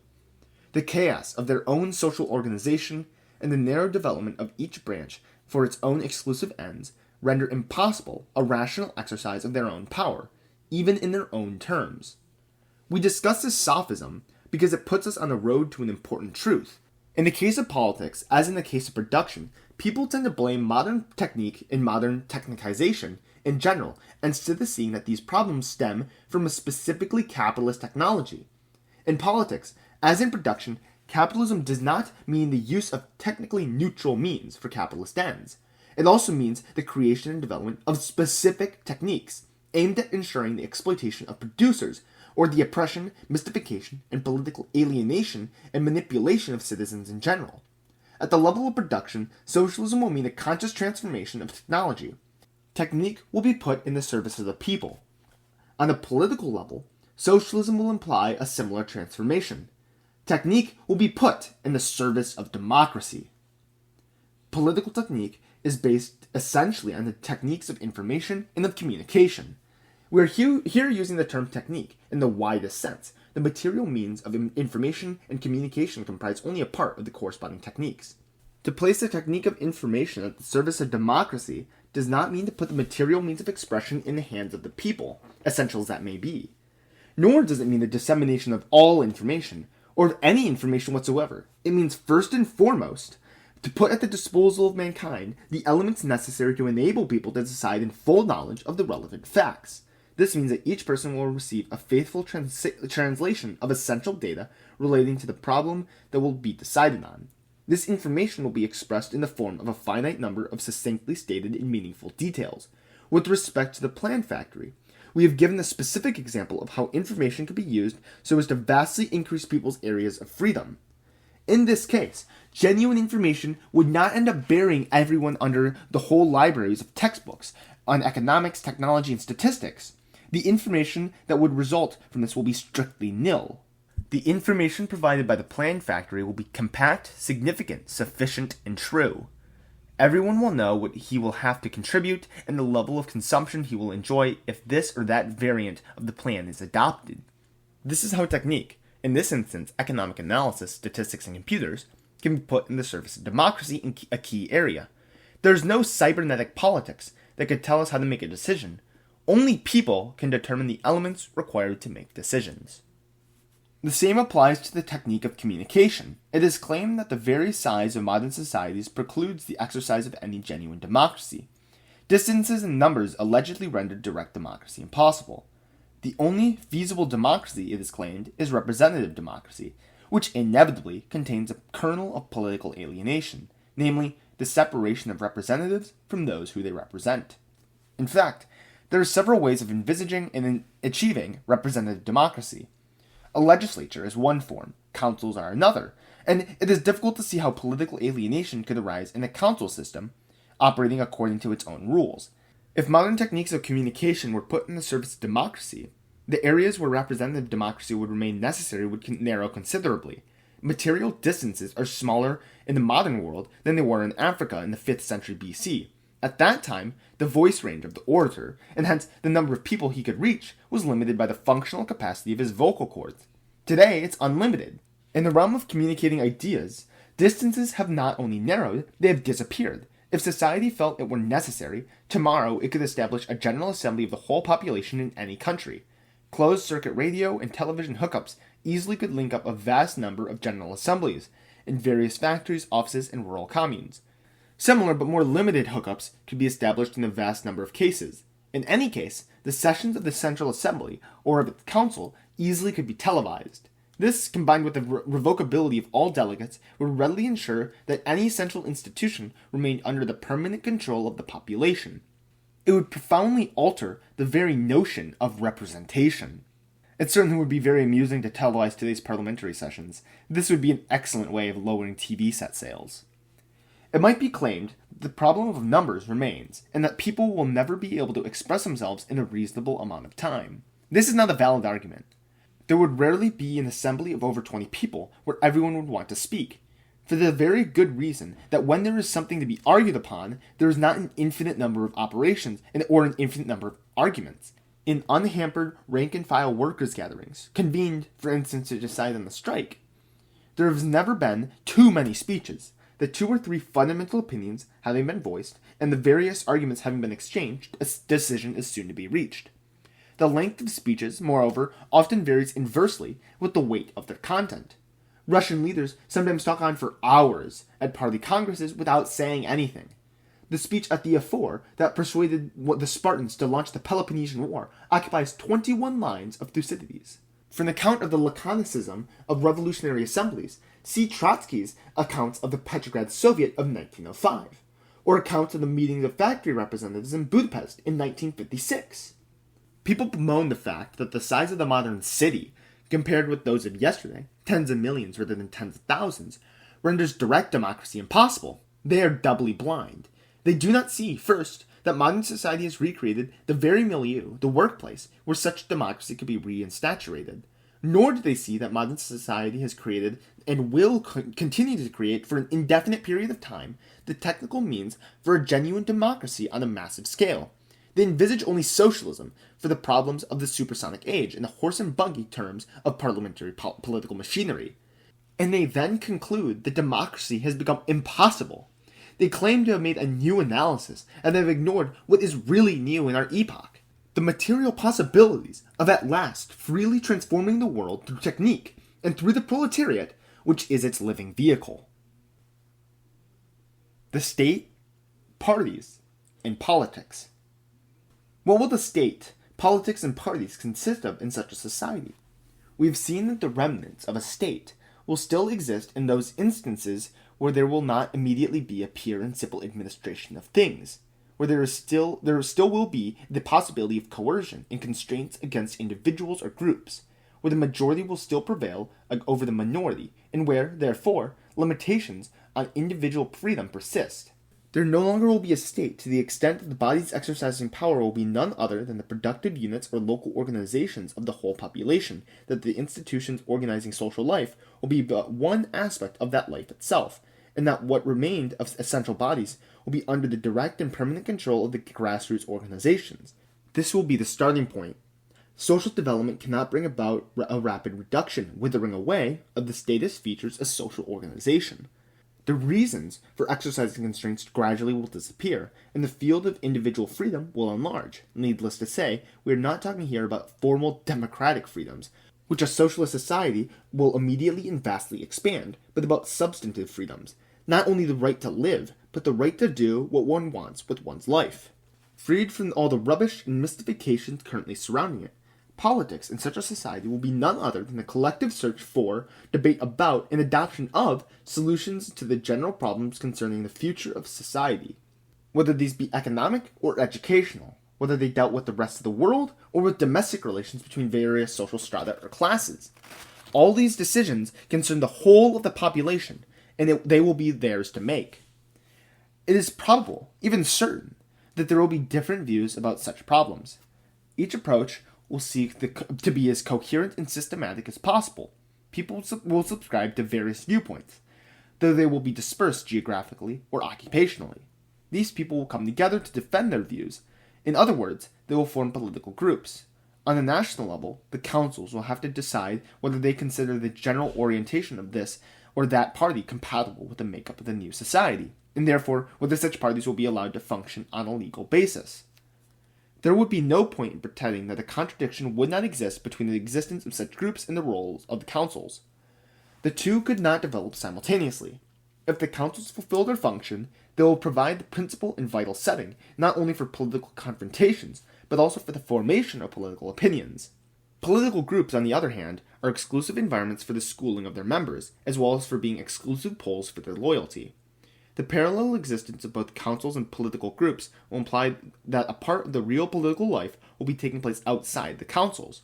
People will then tend to act in the council according to the decisions already made elsewhere. Should this tendency predominate, it would bring about the rapid atrophy and finally the disappearance of the councils. Conversely, real socialist development would be characterized by the progressive atrophy of the established political groups. This contradiction could not be abolished by the stroke of a pen or by any statutory decree. The persistence of political groups would reflect a continuation of characteristics inherited from capitalist society, in particular, the persistence of divergent interests and their corresponding ideologies, even after these capitalistic traits have disappeared.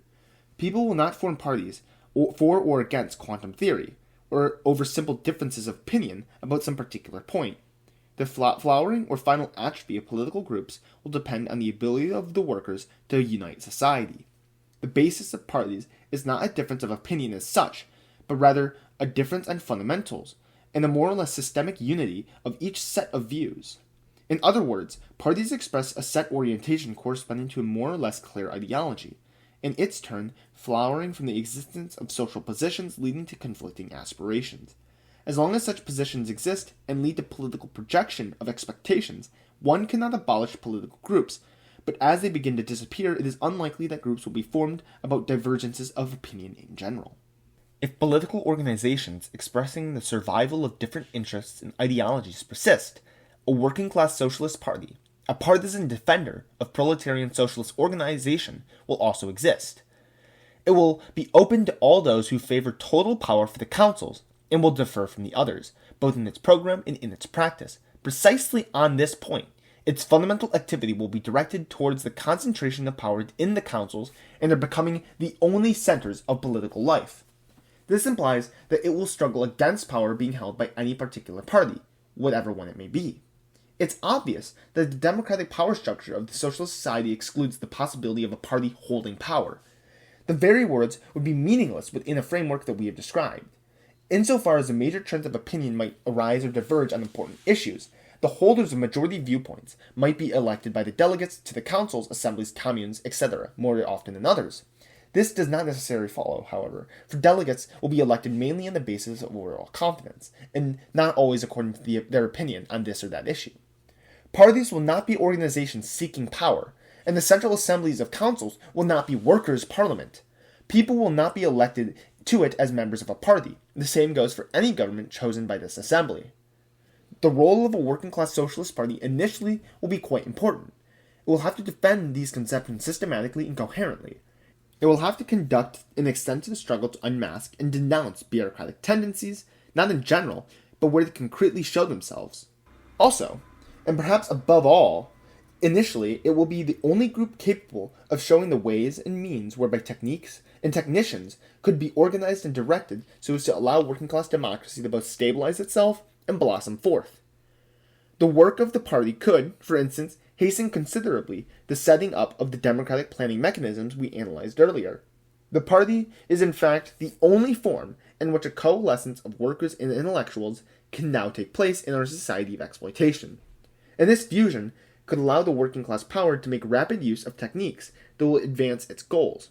But if, some years after the revolution, the party continued to grow, it would be the sure sign that it was dead as a working class socialist party. Freedom and the dictatorship of the proletariat. The problem of political freedom arises in two forms: freedom for political organizations and the rights of various social strata of the population. Nationally, the councils alone will be in a position to judge to what extent the activities of any given political organization can be tolerated. The basic criterion that ought to guide their judgment will be whether the organization in question was seeking to re-establish an exploiting regime. In other words, was it trying to abolish the power of the councils? If they were judged to be the case, the councils will have the right and the duty to defend themselves at the ultimate limit of curtailing such activities. But this yardstick will not provide an automatic answer in every specific instance, for the very good reason that such an automatic answer could never exist. In each case, the councils will have to bear the political responsibility for the answer, steering a course between two equal and various serious dangers, either to allow freedom of action to enemies of socialism who seek to destroy it, or to kill self-management by themselves through extreme restrictions on political freedom. There is no absolute or abstract answer to this dilemma, nor is it any use trying to minimize the extent of the problem by saying that any important political tendency would be represented inside the councils. It is perfectly possible, and even quite probable, that there will exist within the councils tendencies opposed to their total power. The legality of Soviet parties, a formula which Trotsky believed in 1936 that he could answer this problem, in fact answers nothing. If the only dangers confronting socialist society were due to bourgeois restorationist parties, there would be little to fear, for such parties would not find much support in the workers' assemblies. They would automatically exclude themselves from meaningful political life. But the main danger threatening the socialist revolution after liquidation of private capitalism does not arise from restorationist tendencies.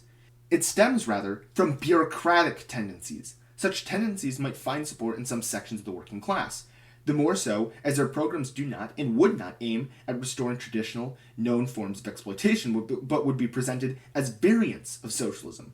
In the beginning, when it is most dangerous, bureaucratism is neither a social system nor a definite program. It is only an attitude in practice. The councils will be able to fight bureaucracy only as a result of their own concrete experience.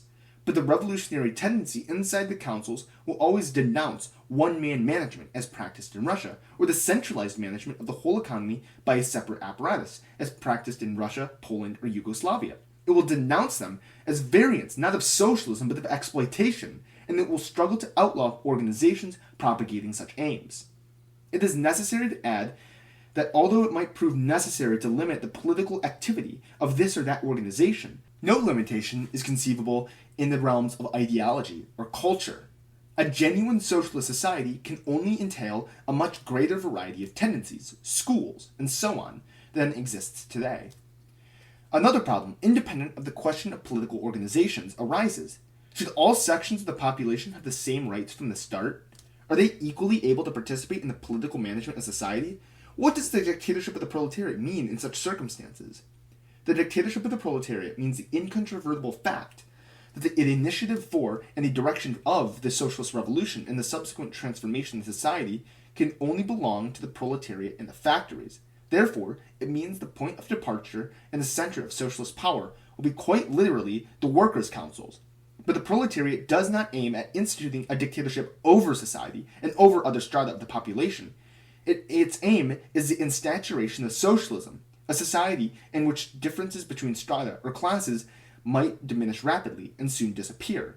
The proletariat will be able to take society in the direction of socialism only to the extent that it associates other sections of the population with its aims, or to the extent that it grants them the fullest autonomy compatible with the general organization of society, or that it raises them to the rank of active subjects of political management and does not see them as objects of its own control, which would be in conflict with its whole outlook. All this is expressed in the general organization of the population into councils, and the extensive autonomy of the councils in their own domain, and in the participation of these councils in the central power, as we've described it here. What happens if the working class does not vastly outnumber the rest of the population? Or if the revolution is, from the start, in a particularly difficult position, other strata being actively hostile to the power of the workers' councils? The dictatorship of the proletariat will then find concrete expression in an unequal participation of the various strata of society in the central power. In the beginning, for example, the proletariat might have to grant a smaller voice to the peasants' councils than to other councils, even if it allows this voice to grow as class tensions diminish. But the real implications of these questions are limited. The working class could keep power only if it gained the support of the majority of those who work for a living, even if they are not industrial workers. In modern society, wage and salary earners constitute the overwhelming majority of the population, and each day their numerical importance increases. If the majority of industrial workers and other wage earners and salaried personnel supported the revolutionary power, the regime could not be endangered by the political opposition of the peasants, who are not, indeed, one homogeneous bloc. If the aforementioned sections did not support revolutionary power, it is difficult to see how the revolution could triumph, and even more, how it could last for any length of time. Problems of the transition. The society we are talking about is not communism, which supposes total freedom, people's complete control over their own activities, the absence of any constraint, total abundance, and human beings of a totally different kind. The society we're talking about is socialism, and socialism is the only transitional society between the regime of exploitation and communism. What is not socialism, as defined here, is not a transitional society, but an exploiting society. We might say that any exploiting society is a society in transition, but it is in transition to another form of exploitation. The transition to communism is only possible if exploitation is immediately abolished, for otherwise exploitation continues and feeds on itself. The abolition of exploitation is only possible when every separate stream of directors ceases to exist, for in modern society it is the division between directors and executives that is at the root of exploitation. The abolition of a separate managerial apparatus means workers' management in the sectors of social activity. Workers' management is only possible within a framework of new organizational forms embodying the direct democracy of producers, as represented by the councils. Workers' management can be consolidated and enlarged only insofar as it attacks the deepest roots of alienation in all fields and primarily in the realm of work. In their essence, these views are closely coincide with Marx's and Lenin's ideas on the subject. Marx envisaged only one kind of transitional society between capitalism and communism, which he called indifferently dictatorship of the proletariat, or lower stage of communism. For him, there was no doubt that some society would signify from day one an end to exploitation and to a separate state apparatus. Lenin's positions on this question, as elaborated in State and Revolution, merely explain and defend Marx's theses against the reformists of his day. These elementary truths have been systemically hidden and distorted since the Russian Revolution degenerated. Let us leave aside the Stalinists, whose historic job it has been to present concentration camps, the absolute power of factory managers, peace rates, and Stakhanovism, as a finished product of socialism. In a more subtle, but just as dangerous form, the same mystifications have been propagated by the Trotskyists and by Trotsky himself. They have managed to invent an increasing number of transitional societies, fitting more or less comfortably next to each other. Between communism and capitalism, there was socialism. But between socialism and capitalism, there was the workers' state, And between the worker state and capitalism, there was the degenerated worker state, degeneration being a process. There were gradations, degenerated, very degenerated, monstrously degenerated, etc. After the war, according to the Trotskyists, we witnessed a birth to the whole series of degenerated worker states, the satellite countries of Eastern Europe, which were degenerated without having been worker states. All these gymnastics were performed so as to avoid having to admit that Russia had become again an exploiting society without a shred of socialism in it, and so as to avoid drawing the conclusion that the fate of the Russian Revolution made it imperative to re-examine all the problems relating to the program and content of socialism, to the role of the proletariat, to the role of the party, etc. The idea of a transitional society, other than that of a socialist society we have spoken, is about mystification. This is not to say, far from it, that problems of transition do not exist. In a sense, the whole of socialist society is determined by the existence of these problems and by people's attempts to solve them. But the problems of transition will also exist in a narrower sense. They will flow from the concrete conditions that will confront any socialist revolution at the start. These initial conditions will make it more or less easy to bring about socialism. They will guide socialist society towards particular ways of giving concrete form to what are the basic principles of socialism. For instance, the revolution can only begin in one country or in one group of countries. As a result, it will have to endure pressures of extremely varying kinds and durations. On the other hand, however swiftly the revolution spreads internationally, a country's level of internal development will play an important role in how the principles of socialism will be concretely applied. For example, agriculture might create important problems in France, but not in the United States, or Great Britain, where, inversely, the main problem could be that of the country's extreme dependence on food imports. In the course of our analysis, we have considered several problems of this kind and hope to have shown that solutions tending in a socialist direction existed in each case. We have not been able to consider the special problems that would arise if the revolution remained isolated in one country for a long time, and we can hardly do it here. But we hope to have shown that it is wrong to think that the problems arising from such isolation are insoluble, that an isolated workers' power must die heroically or degenerate, or that it at most can hold on while waiting. The only way to hold on is to start building socialism, otherwise degeneration has already set in, and there is nothing to hold on for. For workers' power, the building of socialism from the very first day is not only possible, it's imperative. If it does not take place, the power held has already ceased to be a workers' power. All the discussion about socialism in one country between the Stalinists and the left opposition shows to a frightening degree how men make history thinking they know what they are doing, yet understanding nothing about it. Stalin insisted that it was possible to build socialism in Russia alone, meaning by socialism industrialization plus the power of the bureaucracy. Trotsky vowed that it was impossible, meaning by socialism a classless society. Both were right in what they said, and wrong in denying the truth of the other's allegation. But neither was in fact talking about socialism. And no one, during the whole discussion, mentioned a system of rule inside Russian factories, the relation of the proletariat to the management of production, or the relation of the Bolshevik Party, where the discussion was taking place, to the proletariat, who were in the long run the main interested party in the whole business. The program we have outlined is a program for the present, capable of being realized in any reasonably industrialized country. It describes the steps, or the spirit guiding the steps, that the councils will have to take and the general orientation that they will have to adopt, starting from the very first weeks of their power, whether the power is spread out to several countries or confined to one. Perhaps, if we're talking about Albania, there would be little we could do, but if tomorrow in France or even in Poland, as yesterday in Hungary, workers' councils emerged without having to face a foreign military invasion, they could only federate into a central assembly and declare themselves the only power in the land. Proceed to arm the proletariat and order the dissolution of police and of the standing army. Proclaim the expropriation of the capitalists and the dismissal of all managers and the takeover of management of the factories by the workers themselves organized into worker councils.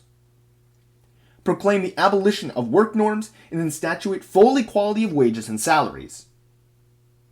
Encourage other categories of wage earners to form councils and take into their own hands the management of their respective enterprises. Ask workers and governmental departments in particular to form councils and proclaim the transformation of these administrative bodies into enterprises managed by those who work in them. Encourage the peasants and other self-employed sections of the population to group themselves into councils and send their representatives to a central assembly. Proceed to organize a plan factory and promptly submit a provisional economic plan for discussion by the local councils. Call on the workers of other countries and explain to them the content and meaning of these measures. All this would be immediately necessary and would contain all that is essential to the process of building socialism.